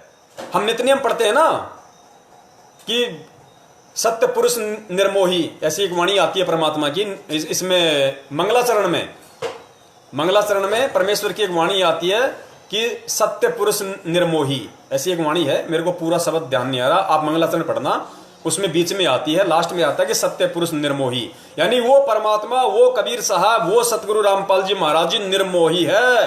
उसका किसी से कोई विशेष मोह नहीं है कि अपनी माँ के प्रति वो दयालु हो जाएगा, अपने बाप के प्रति दयालु हो जाएगा, या अपने सांसारिक बेटा बेटी के प्रति, रिश्तेदारों के प्रति, या किसी स्टेट कोऑर्डिनेटर के प्रति, या कोई ज्यादा रोएगा गिड़गिड़ाएगा उसके प्रति वो दयालु हो जाएगा। नहीं, वो अपने विधान पे चलता है, विधान पे। और माताजी से, यदि माताजी यदि विधवा हुई हैं तो सबसे बड़ी गलती यदि उन्होंने की होगी, दास अपनी बुद्धि से बोल रहा है जो परमेश्वर दास को प्रेरणा कर रहे हैं, उन्होंने संत रामपाल जी महाराज जी को अंत तक, शरीर छोड़ने तक, केवल उन्होंने उनको अपना बेटा ही माना, उनको परमेश्वर के रूप में नहीं देखा। कहीं न कहीं ये भाव माता जी के मन में रहे थे। और गुरु जी कहते हैं कि जहां आशा तहां वासा हुई, अंत काल सुमरियो सोई। एक पुस्तक के अंदर गुरुदेव ने उसका जिक्र भी किया हुआ है कि अंत समय में जैसे जीव के भाव होते हैं, उस समय वह वही जन्म लेता है, फिर वापस वो पार नहीं होता। नानक जी एक बार पाकिस्तान गए हुए थे, वहां एक सेठ थे, उनका चावलों का काम था बहुत बड़ा। सेठ जी के पास चले गए। सेठ जी ने उस समय शायद कुछ श्राद्ध वगैरह निकाल रहे थे वो अपने फादर वगैरह के। एक तो वो कहानी थी, एक दूसरी कहानी और थी उसमें, जिसमें गुरुदेव ने बताया कि एक पिता था और उसका पूरा अच्छा खासा उसका परिवार था। तो हुआ क्या कि वो बीमार पड़ गया वो, और बीमार पड़ा तो पड़ोसियों के वहां पे मीट बन रहा था। हाँ, वो श्राद्ध निकाल रहा था वो सेठ जो था पाकिस्तान का, जो नानक जी का शिष्य था। तो नानक जी वहां गए, नानक जी ने उनको समझाया, भाई तू क्या कर रहा है? सेठ जी बोले, जी मेरे पापा जी का श्राद्ध है, मेरे पिताजी का, मेरे बोले पूज्य पिताजी का श्राद्ध है। अच्छा भाई, बोले हाँ जी। तो बोले कहाँ तेरे पूज्य पिताजी? बोले जी तो स्वर्ग गए। बोले स्वर्ग गए तो बावड़े। बोले फिर स्वर्ग में काहे की कमी? फिर तू यहाँ काहे के श्राद्ध निकाल रहा है? तू यहाँ से क्यों 2 रोटी भेज रहा है उनको? स्वर्ग में तो सारी मौज है भाई, हमने तो ये सुना है। बोले जी क्या करें, तो पूरी दुनिया करती आ रही है। बोले भाई ऐसा गलत है, तूने नाम ले रखा है, तूने गुरु बना रखा है, ज्ञान को आधार बना। तो जी बोले क्या करूं? बोले भाई तेरा बाप तो बोले जानवर बना हुआ फिर रहा है। अब उसको यकीन हो नहीं, क्योंकि उस समय ज्ञान को तो इतना आधार कोई बनाता नहीं था। लेकिन वो नानक जी की बातों पे भी बड़ा विश्वास करता था। तो उसने कहा जी आप जो कह रहे हो सत्य ये, लेकिन मुझे यकीन नहीं हो रहा। तो उन्होंने कहा कि भाई कोई बात नहीं, तू ये बना हलवा पूरी। उसने बनाई और बोला जा फलाने जगह जा, क्योंकि पहले बहुत ज्यादा जंगल हुआ करते थे, बनी हुआ करती। तो उसने कहा कि तू वहां जाना, उस पेड़ के नीचे, वहां पे तेरे को तेरे पिताजी मिलेंगे, वो बाग बना हुआ है, बाग यानी शेर बना हुआ है। तो उसने कहा जी ठीक है, जैसा आपका आदेश। अब इतना सेठ जी को भी मालूम पड़ गया कि भाई ये बहुत बड़े संत हैं, तो बाग तेरे को तो खाने से रहा, तो जाके तसल्ली तो कर लूं। तो वो लेके हलवा पूरी खीर जो भी उसने श्राद्ध के लिए बनाया था वहां पहुंच गया। वहां इधर उधर देखा तो तुरंत वो पिताजी निकल के आ गए, बाघ रूप में, शेर रूप में, टाइगर बने हुए थे। वो तुरंत निकल के आ गए। जब उन्होंने खाना खाया तो उन्होंने तुरंत खाना खाया। खाना खा के बोले बेटा, उसको नानक जी की दया से शेर को मानव वाली बोली आने लग गई, भाषा बोलने लग गया। बोले बेटा मेरा पेट नहीं भरा और ला। तो फिर उसने सारी कहानी बताई। उस सेठ ने कहा कि पिताजी आप तो बहुत ज्यादा भक्ति किया करते थे, आप तो इतने ज्यादा दान पुण्य भंडारे किया करते थे, फिर आपके साथ में ऐसा क्यों हुआ? बोला बेटा मैं सत भक्ति नहीं करता था, और जिस समय मेरी मौत का समय निकट था और मैं बहुत ज्यादा मैं बीमार था, उस समय बेटा पड़ोसी के वहां पे मीट बन रहा था, मीट मांस बन रहा था उसके घर में, और वो महक मेरे नाक में आ रही थी। और उस समय मेरी इच्छा हो गई मीट खाने की, और जैसे ही मेरे अंदर वो भाव जागृत हुए मीट खाने के, बेटा तुरंत मेरे प्राण निकल गए और मेरी इच्छा मीट खाने की रह गई। तो उस काल भगवान ने, उस बनाने वाले ने मेरे को बाघ बना दिया, और आज मैं मीट ही खा रहा हूं। तो पुण्यात्माओं, माता जी के अंत समय में कहीं न कहीं ये भाव रहे होंगे कि रामपाल तो मेरा बेटा है, और इसी का वो परिणाम है, इसी का वो नतीजा है कि ना माताजी पार हो पाई, ना पिताजी पार हो पाए। यानी कहीं ना कहीं दास का जो कहने का मतलब है, क्योंकि दास गलती हो सकता है कोई और की हो, कोई और त्रुटि रही हो, दास तो जो परमेश्वर दास को प्रेरणा कर रहे हैं उस आधार से दास ये बात कह रहा है। आप ये ना सोचे कि यही बात हुई होगी, नहीं, कारण कोई भी रहा होगा, लेकिन मोक्ष नहीं हुआ, अभी तक सतलोक नहीं गए, क्योंकि ये परमात्मा का विधान बता रहा है, ये सत्य है, इसमें झूठ नहीं हो सकती। गुरुदेव ने बोला कि जिसके घर में सतभक्ति है वो औरत कभी विधवा नहीं हो सकती, ये रूल है परमात्मा का। तो इस पुण्यात्मा, अब आप विचार कर लो कि जिसके घर में 8 सितंबर 1951 के दिन पूर्ण ब्रह्म परमेश्वर, अखिल कोटि ब्रह्मांड के नायक, जगत गुरु, तत्वदर्शी, पूर्ण ब्रह्म परमेश्वर सतगुरु रामपाल जी महाराज जी अवतरित हुए हैं, जिनके घर में उन्होंने अवतरण लिया, जिस पुण्यात्माओं को उन्होंने अपने सांसारिक मां के रूप में चुना। सोचो कितनी पुण्यकर्मी आत्मा होगी वो, जिसके घर में परमेश्वर आया, जिसने परमेश्वर को 18-20 साल तक चूमा। कितने उनकी चुम्मियां ली होंगी, उनके गालों को चूमा, उनको अपनी छाती से लगाया, अपनी गोदी से लगाया, उनको अपने स्तनों का दूध पिलाया। सोचो पुण्यात्माओं, वो माता पार नहीं हो पाई सिर्फ एक गलती के कारण कि वो परमेश्वर को प्रकट हुआ ना मानकर, परमेश्वर को परमेश्वर ना मानकर उनको जन्म लिया हुआ माना, अपना बेटा माना, और उसी का खामियाजा कि माता जी का भी मोक्ष नहीं हुआ। तो सोचो, इतना ज्ञान देने के बाद, इतना तत्व ज्ञान देने के बाद आप भक्तों ने यदि 8 सितंबर 2020 को उनका जन्मदिन मनाया, उनको प्रकट हुआ माना, जो गलती माता जी ने की यदि आपने की, तो सोचो जब उनकी माता जी का मोक्ष नहीं हुआ तो तुम कौन से खेत की मूली हो, तुम तो लगते क्या उनके। इस बात को पुण्यात्माओं गांठ बांध लेना। 2, 4, 5% भक्तों की मैं तो कह नहीं सकता, वो तो कमेंट्स में उल्टा सीधा बोलेंगे बोलेंगे, क्योंकि उनके खून में ही रमा हुआ है। दास उनका बुरा भी नहीं मानता, क्योंकि भोली आत्माएं हैं, समझ में नहीं आता। 1.5 साल तक मुझ नीच को भी सतलोक आश्रम मैनेजमेंट हरियाणा की हरकतें समझ में नहीं आई थी। मैंने भी अपने घर पे नामदान केंद्र रखने की प्रार्थना की थी, भगवान से प्रार्थना की, इन लोगों से प्रार्थना की, क्योंकि मुझे उस समय सत्यता का नहीं पता था, यथार्थता का नहीं पता था। लेकिन गुरुजी कहते हैं जब टांग ठीक हो जाए तो थोड़ी हॉस्पिटल में पड़े रहना है। अरे जब एक्सीडेंट हो गया, टांग टूट गई, जब तो चलो पड़ा है हॉस्पिटल में, ठीक हो गया, उसके बाद थोड़ी हॉस्पिटल में पड़े रहना है। तो भाई जब तक हमारी आंखें फूटी पड़ी थी, हम परमेश्वर के ज्ञान को समझ नहीं पाए थे, इन काल एजेंट सतलोक आश्रम मैनेजमेंट हरियाणा वालों को, इनकी हरकतों को, कि ये तो गुरु को मानुष मानते हैं। पुण्यात्मा, ये वाणी परमात्मा ने क्यों लिखी? आदरणीय गरीबदास जी महाराज जी ने इतना बड़ा ग्रंथ साहिब लिख रखा है, पूर्ण परमेश्वर कबीर साहिब जी ने इतनी वाणियां बोली हैं, उन सभी को छांट के निष्कर्ष निकाल के, और सतगुरु रामपाल जी महाराज जी ने 150-200 वाणियों का नित्य नियम क्यों बना के दिया हमें? वो मसाला निकाल के क्यों दिया? वो जड़ी बूटियों का अर्क निकाल के, वो जड़ी बूटियों का वो पावर निकाल के हमें भक्ति बोध में दे दी परमात्मा ने। पुण्यात्माओं, ये सबसे बड़ा ग्रंथ है। आदरणीय गरीबदास जी महाराज जी ने जो सदग्रंथ साहिब लिखा था वो बड़ा नहीं है, वो बड़ा नहीं है।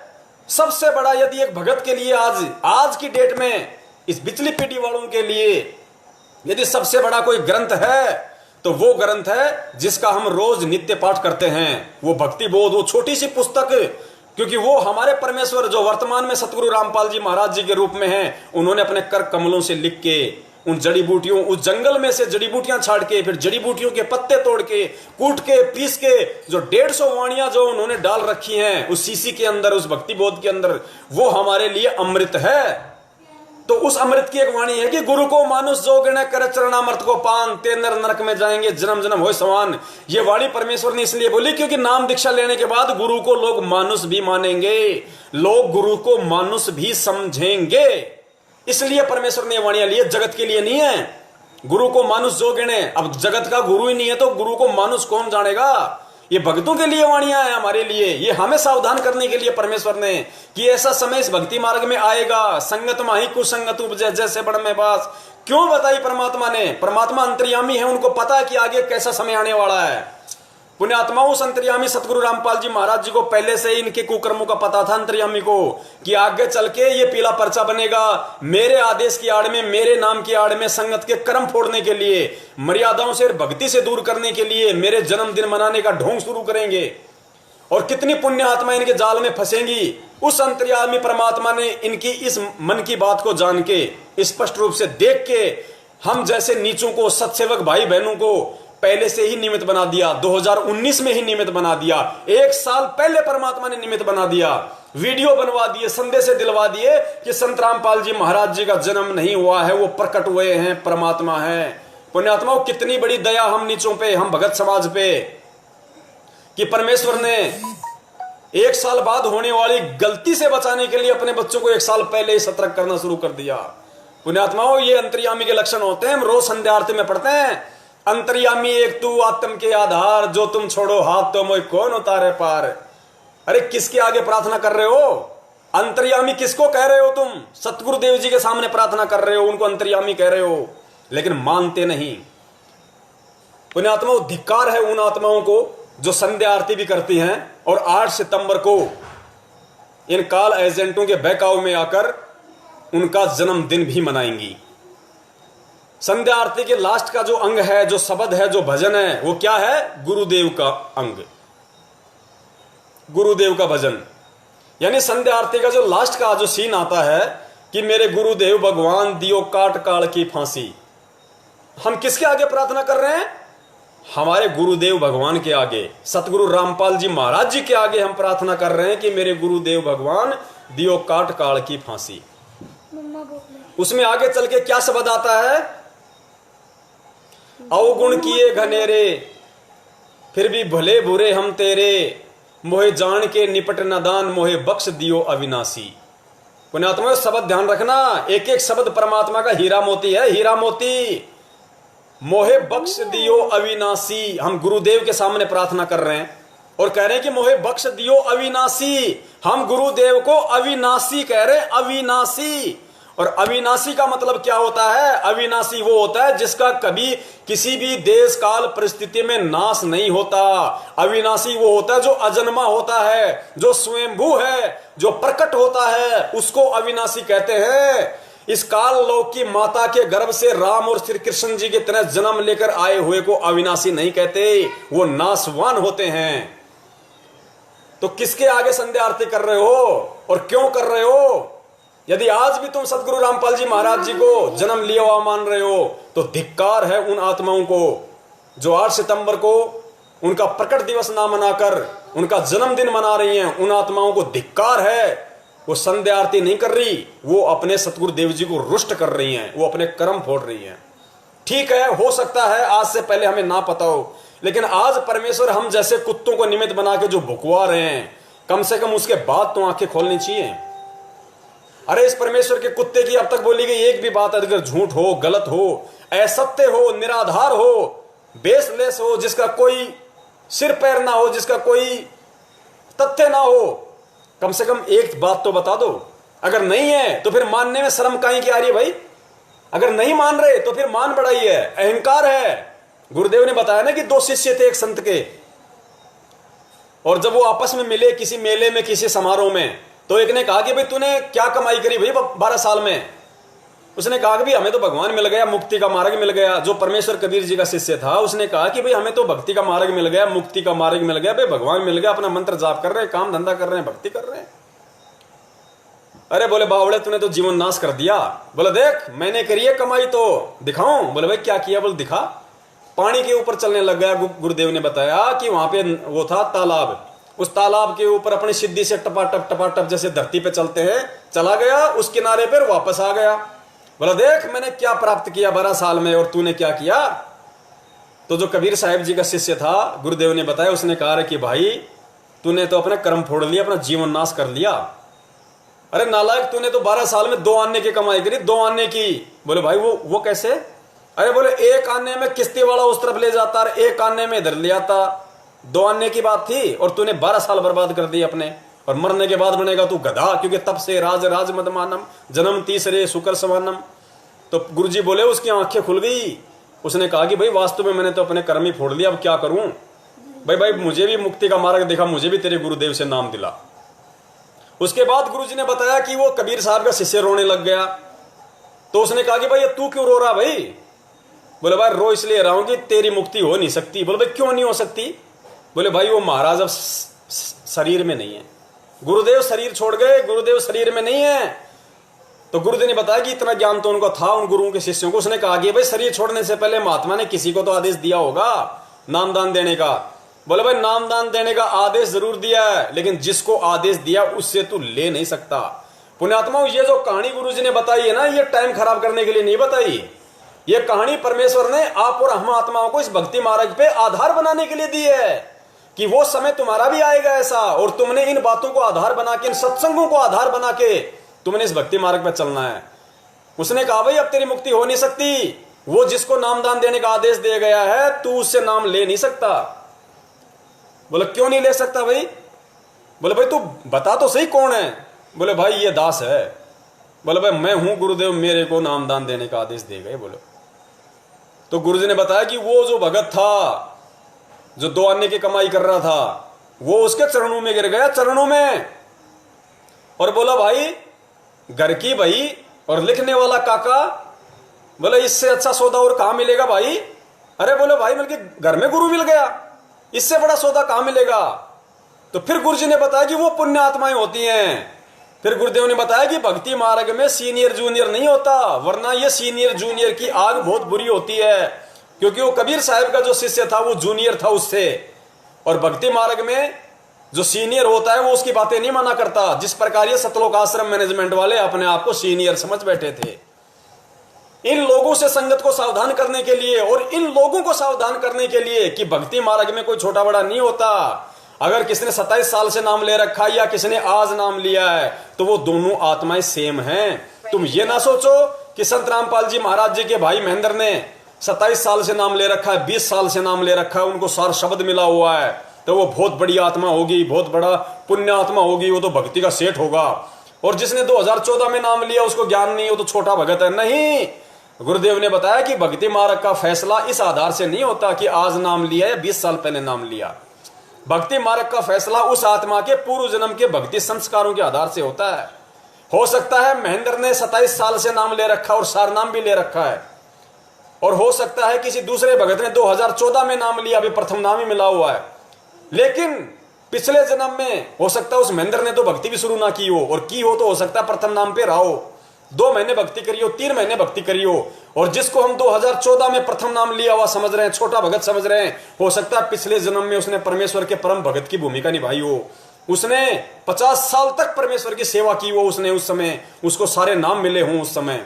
तो पुण्यात्माओं, इस भक्ति मार्ग में कौन भगत छोटा है कौन भगत बड़ा है इसका फैसला इस बात से नहीं होता कि वो तो स्टेट कोऑर्डिनेटर है, वो तो गुरुजी का भाई है, वो तो गुरुजी की बेटी है, वो तो गुरुजी का चाचा है, गुरुजी का रिश्तेदार है, वो तो 24 घंटे आश्रम में गुरुजी के पास रहता था, वो तो गुरुजी की सेवा करता था, अरे वो तो गुरुजी को रोटी पकड़ाया करती थी, गुरुजी का पानी लेके खड़ी रहा करती थी, गुरुजी उसको दिन में 50 पैसा आशीर्वाद देते थे, और तू आज नाम लिया, आज जुड़ा, तू कहां का बिहार का है क्या, जाके बैठ जा पोल नंबर 15 के पास। पुण्यात्मा, भक्ति मार्ग में इस तरीके से नहीं होता। भक्ति मार्ग में पिछले जन्म के संस्कारों से यह निर्णय होता है कि कौन आत्मा छोटी है कौन आत्मा बड़ी है। छोटी बड़ी का मतलब ज्ञान आधार किसको कितना है। तो जो भी भगत 2014 के बाद जितने भी भगत नाम दीक्षा ले चुके हैं सतलोक आश्रम मैनेजमेंट हरियाणा के फर्जी नामदान केंद्रों से, उनसे दास निवेदन करता है, डरो मत। अरे तुम उस पूर्ण ब्रह्म परमेश्वर के बच्चे हो। अब तुम भूल जाओ कि तुम किसी सांसारिक रमेश के बच्चे हो या रामचंद्र के बच्चे हो या तुम किसी महेंद्र के बच्चे हो या तुम किसी रामकुमार ढाका के बच्चे हो या तुम किसी के भी बच्चे हो। ये सांसारिक माता पिता तो हमारे शरीर के माता पिता हैं। पता नहीं हमें ऐसे कितने माता पिता मिल लिए और हम कितनों के माता पिता हो लिए। हमारा असली पिता, असली बाप, इस आत्मा का पति सतगुरु रामपाल जी महाराज जी है। वो सेठों का सेठ है, राजाओं का राजा है, वीरों का वीर है, समर्थों का समर्थ है, शहंशाहों का शहंशाह है। हम उसके बच्चे हैं। तो पुण्यात्माओं, तुम घबराओ मत कि सतलोक आश्रम मैनेजमेंट हरियाणा तुम्हें धमका देगा, तुम्हें डरा देगा, तुम्हारे नामखंड का भय दिखाएगा, गुरुजी की तुम्हारे से जेल में प्रार्थना लगा देंगे।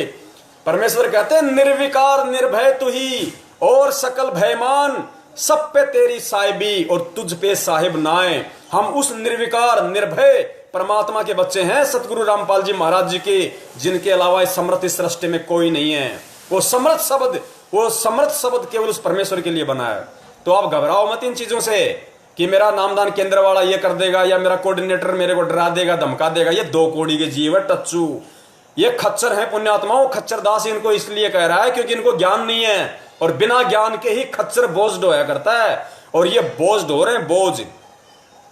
अरे सतनाम की परीक्षा कौन ले लेगा? प्रथम नाम की परीक्षा कौन ले लेगा? पुण्यात्माओं, इन मूर्खों को इतना भी ज्ञान नहीं है। उस परमेश्वर के सतनाम की परीक्षा एक 2 कौड़ी का जीव लेगा जिसको लेटरिंग नहीं करनी आती ढंग से। इन नामदान केंद्रों की हकीकत से दास अच्छी तरीके से परिचित है पुण्यात्माओं। दास ने सेवा दी है। जिन बच्चों को लेटरिंग करके ढंग से हाथ धोने नहीं आते, वो बच्चे और 70 साल के 80 साल के भक्तों के सतनाम की परीक्षा लेते हैं कोने में जाके कि बता गुरुजी ने क्या नाम दिया, सतनाम बोल के सुना। जिनको ढंग से लेटरिन नहीं करनी आती। पुण्यात्माओं, ये ज्ञान का टोटा है। कितने कर्म फोड़ रहा है काल भगवान, और हम अपने आप में खुशी मना रहे हैं। कि मुझे तो परमेश्वर ने सेवा दे दी, मुझे तो भगवान ने सेवा दे दी, हो मेरे घर पे नामदान आ गया। पुण्यात्मा दास हकीकत से परिचित है नामदान केंद्रों की। और इसी हकीकत से जब हरियाणा के जिंद का एक भगत नरेश चंद्र आर्य परिचित हुआ अभी कुछ दिनों पहले, और जब उसने सतलोक आश्रम मैनेजमेंट हरियाणा की पोल पट्टी खोलनी शुरू की, जैसे दास ने शुरू की थी 2015 के बाद से, और जब इन लोगों को कांटा लगने लगा, इनको मिर्ची लगने लगी, तो इन्होंने वो सारे हथकंडे अपनाए, सारे तौर तरीके अपनाए, मारने के, पीटने के, कूटने के, हत्या करने के, मर्डर करने के। लेकिन गुरुजी कहते हैं सिर पे साईं सत्य है तो को क्या भय रे, कौन बाल बाका कर देगा, किसी की हिम्मत है क्या माई के लाल की संसार में। यदि मैं उस परमेश्वर का बच्चा हूं, उसकी मर्यादाओं में हूं, उसकी भक्ति कर रहा हूं, तो किस माई के लाल में हिम्मत है जो बाल भी बाका कर देगा किसी पवन दास का या किसी एनसी आर्य का या किसी अन्य भगत का, जिन जिन को इन लोगों ने गुरुद्रोही घोषित कर रखा है। अरे इनके गुरुद्रोही घोषित करने से क्या हम गुरुद्रोही बन जाएंगे? ये सतलोक आश्रम मैनेजमेंट हरियाणा वाले, संत रामपाल जी महाराज जी के परिवार और रिश्तेदार, ये स्टेट कोऑर्डिनेटर नामदान केंद्र वाले 2 कौड़ी के जीव कल को कह देंगे कि पवनदास मुख्यमंत्री, पवनदास मुख्यमंत्री। मुझे कौन विधानसभा में बैठा देगा बता दो, बैठा देगा क्या? अरे मुझे कोई राजस्थान के मुख्यमंत्री श्रीमान अशोक गहलोत जी की सीट पे बैठा देगा क्या? मैनेजमेंट वाले यदि मुझे सीएम कह देंगे तो, मुझे मुख्यमंत्री के नाम से बोलेंगे तो पुण्यात्माओं गुरुद्रोही कौन है, गुरुद्रोही क्या होता है, ये निर्णय परमेश्वर का ज्ञान करेगा। गुरुद्रोही कहने से नहीं होता। ऐसे तो कहने वाले तो हमारे गुरुदेव को भी देशद्रोही कह रहे हैं। ऐसे देशद्रोही होते हैं क्या? वो तो देश की धरोहर है, देश की धरोहर एंटिक पीस है, एंटिक पीस। कई युगों बाद आता है वो एंटिक पीस यहाँ पे, और जो उसको पहचान लेता है उसको भी एंटिक कर लेके ले जाता है परमात्मा। जय हो बंदी छोड़ की। तो पुण्यात्माओं और भी बहुत सारी बातें हैं, आज समय बहुत ज्यादा हो गया, ऐसा ना हो कि फिर से मोबाइल की बैटरी डिस हो जाए। दास की इच्छा तो नहीं हो रही आप सभी भाई बहनों से दूर होने की, लेकिन क्या करूं, सारा दिन परमेश्वर अपना सांसारिक जो काम धंधा है परमात्मा वो भी करवाते हैं। सुबह 6 बजे परमेश्वर उठवा देते हैं, रात को 8-9 बजे तक काम धंधे में लगे रहते हैं। शरीर हैं, 2 कौड़ी के जीव हैं पुण्यात्माओं। हम कोई समर्थ तो है नहीं, समर्थ तो सृष्टि में एक ही है, हम सब जीव हैं। तो हमारी एक लिमिट है, हमारी एक औकात है, हमारी की सोचने की, समझने की, बोलने की, सहन करने की एक लिमिट है, नींद लेने की, जागने की एक लिमिट है हमारी। तो वो काम भी हमें करना है, और साथ साथ में परमेश्वर की भक्ति के संदेश भी हमें दिलवाने हैं। मालिक ने अगर दया रखी अपने इस दास पे, इस कुत्ते पे, तो आप सभी भाई बहनों के लिए, आप सभी भाई, क्योंकि पुण्यात्माओं एक भगत का ये शिष्य धर्म बन जाता है, उस भगत का कर्तव्य बन जाता है गुरु से ज्ञान लेके, कि वो चाहता है कि मेरे अन्य जो भगत भाई हैं वो भी भ्रमित ना हो, वो किसी के बहकाव में ना आए, अपने वो कर्म ना फोड़ें। तो उसी सेवा के निमित्त बनकर अपने शिष्य धर्म समझते हुए समस्त भाई बहनों को सचेत करते हुए, क्योंकि जागरूक करने का काम पुण्यात्मा कुत्ते का होता है, शेर का काम कभी जागरूक करने का नहीं होता। तो हम सत्सेवक तो कुत्ते हैं, शेर तो सतलोक आश्रम मैनेजमेंट हरियाणा है, वो जागरूक नहीं करता, वो धोखे से खाता है, वो धोखे से छुप के खाता है वो। और कुत्ता हमेशा पहले से सचेत कर देगा, चाहे कोई अनजानी क्यों ना हो। 1 किलोमीटर पहले से, 100 मीटर पहले से भौंकना शुरू कर देगा कुत्ता, ये खासियत होती है उसकी। इसलिए परमेश्वर कहा है कि कुत्ता हूं गुरुदेव का, और रामपाल दास का नाम, अपने आप को परमेश्वर कुत्ता कह के संबोधित कर रहे हैं। क्योंकि कुत्ते के कुछ लक्षण होते हैं, कुछ कुत्ते के कुछ गुण होते हैं, उस कुत्ते के उन गुणों को, उन लक्षणों को भगत ने अपने अंदर धारण करने होते हैं। क्योंकि कुत्ता विश्वास पात्र होता है, कुत्ता स्वामी भक्त होता है, शेर कभी स्वामी भक्त नहीं होता। सर्कस में आपने वीडियो देखे होंगे यूट्यूब पे, कई बार जो उनको हंटर मारता है, उनका जो वो ट्रेनर होता है, वो उसके मुंह के अंदर अपनी गर्दन देता है, फिर निकाल देता है। कई बार शेर गुस्से में आके गर्दन को खा जाता है, कुत्ता नहीं खाता। कुत्ते को जिसने एक रोटी का टूक डाल दिया, ताउम्र पूंछ हिलाता रहेगा अपने मालिक की, कभी गद्दारी नहीं कर सकता हो। तो पुण्यात्माओं, हम सत्सेवक, हम जितने भी भगत भाई बहन हैं, सत्सेवक पूरे हिंदुस्तान में, नेपाल से लेके अन्य जितने भी कंट्रीज में, हम सब कुत्ते हैं, कुत्ते। हमारी औकात कुत्ते की जितनी है, इससे ज्यादा हमारी औकात नहीं है। और ना हमें परमेश्वर कभी शेर बनाए। ज्ञान आधार से तो परमेश्वर ने शेर क्या, बब्बर शेर बना रखा है, बब्बर रखा परमेश्वर ने अपने बच्चों को, भक्ति का मास्टर बना रखा है। ये हमारा अहंकार नहीं है, कहीं आप सोचो कि हमारा अहंकार है। जैसे गुरुजी कहते हैं ना कि 100 रुपए के नोट पे लिखा हुआ आता है कि मैं धारक को 100 रुपए अदा करने का वचन देता हूं। तो गुरुजी कहते हैं वो 100 रुपए अपना अहंकार नहीं कर रहा, मान बढ़ाई नहीं उसमें। अरे वो 100 का नोट है भाई, हकीकत में इसलिए कह रहा है कि मैं 100 रुपए हूं। तो हमें परमेश्वर ने इस ज्ञान से परिपूर्ण कर रखा है, भक्ति का मास्टर बना रखा है। कि ज्ञान आधार से तो परमात्मा के हम शेर क्या, बब्बर शेर है, केरी है केरी। और वैसे भाई जो परमेश्वर ने भक्ति के जो लक्षण बताए, भगत के लक्षण बताए, गुण बताए, उनमें हम कुत्ते हैं। क्योंकि जब वो परमेश्वर एक संत की भूमिका करके अपने आप को कुत्ता कहता है, तो फिर हमारी क्या औकात है कि हम शेर बने। शेर बनना सतलोक आश्रम मैनेजमेंट हरियाणा का काम है, जो खुद भी अपने पैर को नोच रहा है, अपने पैरों पे कुल्हाड़ी मार रहा है, और संगत का तो हाल बेहाल उन्होंने कर ही दिया है। तो परमेश्वर दया करेंगे पुण्य आत्माओं। आज के लिए जहां तक दास समझ रहा है इतना ही काफी है, क्योंकि 7 तारीख तक हो सकता है परमेश्वर दया करें दास रोज थोड़ी थोड़ी देर के लिए लाइव आएगा, और जो जो पॉइंट्स हैं सतगुरुदेव जी के प्रकट होने के, उन सबको परमेश्वर क्लियर करवाएंगे। और अभी बहुत सारी बातें हैं, बहुत सारी शंकाएं हैं भक्तों के मन में कि भाई संत रामपाल जी महाराज जी ने तो स्त्री भोग भी किया, उन्होंने शादी भी करी है, उन्होंने शारीरिक संबंध भी बनाए हैं, उनके बच्चे भी पैदा हुए हैं, ये कैसे हो सकता है? ये तो भगवान के लक्षण नहीं होते। मालिक तो कहते हैं कि जो जैसे वाणी है ना कि भाई श्वासा नहीं शरीर, जो अन आहार करता नहीं ताका नाम कबीर। तो भाई संत रामपाल जी महाराज जी को तुम कबीर कह रहे हो, और कबीर के लिए वाणी है कि उसका श्वासों से शरीर नहीं है, वो अन आहार नहीं करता। संत रामपाल जी महाराज जी तो खाना भी खाते हैं, वो तो लैट्रिन करने भी जाते हैं, फिर ये कैसे भगवान हो गए? पुण्यात्मा, हर एक चीज के सबूत हैं, हर एक चीज के सबूत, और ये सबूत केवल ज्ञान आधार से मिलेंगे आपको। आज दास उन चीजों के विषय में बात नहीं करेगा, क्योंकि ये टॉपिक अपन उठाएंगे कल। क्योंकि दास ने एनसी आर्या जी के ग्रुप के अंदर जब वीडियो शेयर किया तो बहुत सारे भक्तों के कमेंट्स आए कि भाई वो तो खाना भी खाते हैं, वो तो लैट्रिन भी जाते हैं, उन्होंने तो स्त्री भोग भी किया, शादी भी करवाई, बच्चे भी उत्पन्न किए, वो कबीर कैसे हो गए? तो पुण्यात्माओं, ये तो बहुत छोटी सी बात है, ये तो कॉमन सेंस की बात है। इसके लिए तो परमेश्वर ने इतने एग्जाम्पल दे रखे हैं, ये तो पूछने की जरूरत ही नहीं होनी चाहिए। देखो सवाल ही पैदा नहीं होता इस तरह का, तो ये सवाल ही करना मूर्खता अपने आप में कि अगर ये कर्म वो करते हैं तो भगवान कैसे हुए। इनके ऊपर हम विस्तार से कल से चर्चा करेंगे। इसी मुद्दे पे परमेश्वर की दया रही तो कल अपने कुत्ते को निमित्त बना के, अपने दास को निमित्त बना के, और आप सभी भाई बहनों तक जो आपके जो कमेंट्स आ रहे हैं, कोई दास को गुरुद्रोही कह रहा है, कोई दास के लिए सुअर की फोटो भेज रहा है। भाई दास तो सुअर है बड़े भाई, क्योंकि सुअर का काम होता है गंदगी को समाप्त करना, और परमेश्वर ने दास को सुअर बना रखा है कि सतलोक आश्रम मैनेजमेंट हरियाणा ने मेरी प्यारी साध संगत के अंदर जो फर्जी आदेशों की जो गंदगी फैला रखी है, जो कूड़ा करकट मेरी संगत में फैला दिया है मनमाने आदेश और आचरण करवा के, बेटा पवन दास अपने सत्सेवक भगत भाइयों के साथ मिलके, बेटा तुम सुअर आप करो, अपने भगत भाइयों को तत्व ज्ञान आधार से मेरे ज्ञान की बौछार करो, शुद्ध पानी करो, और इस गंदगी कहते हैं ना खारा मटके का पानी होता है, उसको एकदम से मीठा नहीं किया जा सकता। उसका तरीका है उसके अंदर मीठा पानी डालते रहो, आधे घंटे तक डालो, वो खारा निकल जाएगा, अंत में मीठा रह जाएगा। तो भाई हम सभी सत्सेवक कुत्ते भी हैं, हम सुअर भी हैं, और कोई हमें नीच कहे, जैसे कमेंट्स आ रहे हैं कि तू तो कुत्ता है, सुअर है, जय हो बंदी छोड़ की, कम से कम आप हमें हमारी औकात तो याद दिला रहे हो, क्योंकि हम भी जीव है, हो सकता है हम कभी भूल जाएं कि भाई हम भी कभी अपने आप को मैनेजमेंट की तरह शेर समझने लग जाए। तो आप सभी भाई बहनों का बहुत बहुत धन्यवाद, बहुत बहुत शुक्रिया उन भाई बहनों का जो सुअर की फोटो भेज रहे हैं दास के लिए, कभी वो कुत्ते की फोटो भेज रहे हैं, कभी दास के लिए कुत्ता समझ लिख के भेज रहे हैं। तो उनका मैं बहुत बहुत शुक्रगुजार हूं। उन आत्माओं का मैं हृदय से स्वागत करता हूं कि आप सदा मेरे साथ इसी तरीके से, आप जी जब मैं लाइव आऊं तो आप भी मेरे साथ साथ रहिए और मुझे अपनी औकात याद दिलाते रहिए, ताकि ये दास अपनी औकात में रह के ही परमेश्वर की सेवा करता रहे, गंदगी साफ करता रहे, सुअर बन के, आपका भी और जगत का भी, सभी भाई बहनों का।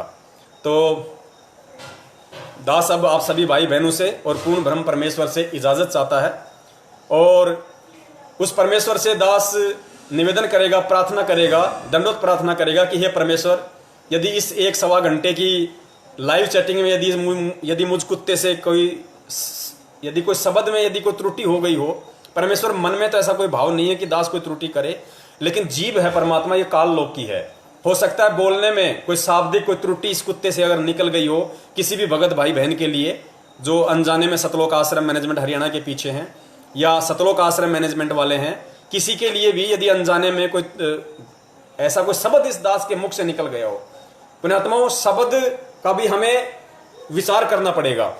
दास जैसे इनको कालवश बोल रहा है, इनको काल का दूत बोल रहा है, इनको गुरु गद्दार बोल रहा है, तो ये शब्द गलत नहीं है, क्योंकि परमेश्वर कहते हैं कि कुत्ते को कुत्ता कहना, सुअर को सुअर कहना, चोर को चोर कहना गलत नहीं होता। क्यों? क्योंकि परमेश्वर की वाणी है कि साचा शब्द कबीर का प्रकट किया जग माही, और जैसे को तैसा कहे सो तो निंदा नाही। और परमेश्वर कहते हैं साधु शब्दा परखिए और दुख पड़े घरनार, और सूरवीर जद जानिए जब रण बाजे तलवार। तो पुण्यात्माओं, इस परमेश्वर सतगुरु रामपाल जी महाराज जी की संगत में कितने सूरवीर हैं, इस बात का पता अब चलेगा। इस रण क्षेत्र में इस भक्ति मार्ग का जो रण क्षेत्र चल रहा है 2014 बरवाला कांड के बाद, जो ये घमासान चल रहा है सूक्ष्म रूप में परमेश्वर और काल भगवान के बीच में, तो कितने वो पुण्य आत्माएं हैं जो अपने परमेश्वर के इशारों को समझ रही हैं, अपने परमेश्वर के इशारों का जो समझ के जो सदकर्म कर रही हैं, जो काल भगवान के सूक्ष्म चालों से अपने आप को बचा रही है। परमेश्वर के इशारों को समझ के वो इशारा ही करेगा, और इशारा उसने कर दिया कि पहले भी विलक्षण था, आज भी है, पहले भी प्रकट था, आज भी है। तो ये 20 तारीख को महागलती, 8 सितंबर 2020 को काल भगवान एक बहुत बड़ी चाल चलने जा रहा है, बहुत बड़ा खेल खेलने जा रहा है। और आप पुण्यात्माओं का नसीब देखो, परमेश्वर ने पासबुक रख दी, पासबुक। यदि एग्जाम के टाइम में किसी बच्चे की टेबल पे यदि पासबुक रख दी जाए तो सोचो उसका कितना बड़ा भाग होगा, उसका नहीं मिलती पासबुक। लेकिन इस परमेश्वर ने हम जैसे कुत्तों को निमित्त बना के ये संदेश पहले ही दिलवा के काल की चालों से, क्योंकि परमेश्वर कहते हैं ना कि वो डाल डाल तो मेरे बच्चे पात पात। अगर काल भगवान डाल डाल चलता है धोखा देने के लिए, तो परमेश्वर अपने बच्चों को निमित्त बनाकर संदेशा दिलवाने के लिए पात पात चलाते हैं, उससे 2 कदम आगे चलाते हैं। तो आज परमेश्वर ने 8 सितंबर 2020 से पहले ही आप लोगों के लिए पासबुक बना के भेज दिए कि टिपो, नकल करो, कम से कम इसको देख के तो लिख लो। अरे इसको देख के तो लिखो कम से कम। लेकिन गुरुजी कहते हैं नकल में भी अकल चाहिए, नकल में भी अकल चाहिए। जय हो बंदी छोड़ की, बंदी छोड़ सतगुरु रामपाल जी महाराज जी की जय हो। सत साहिब।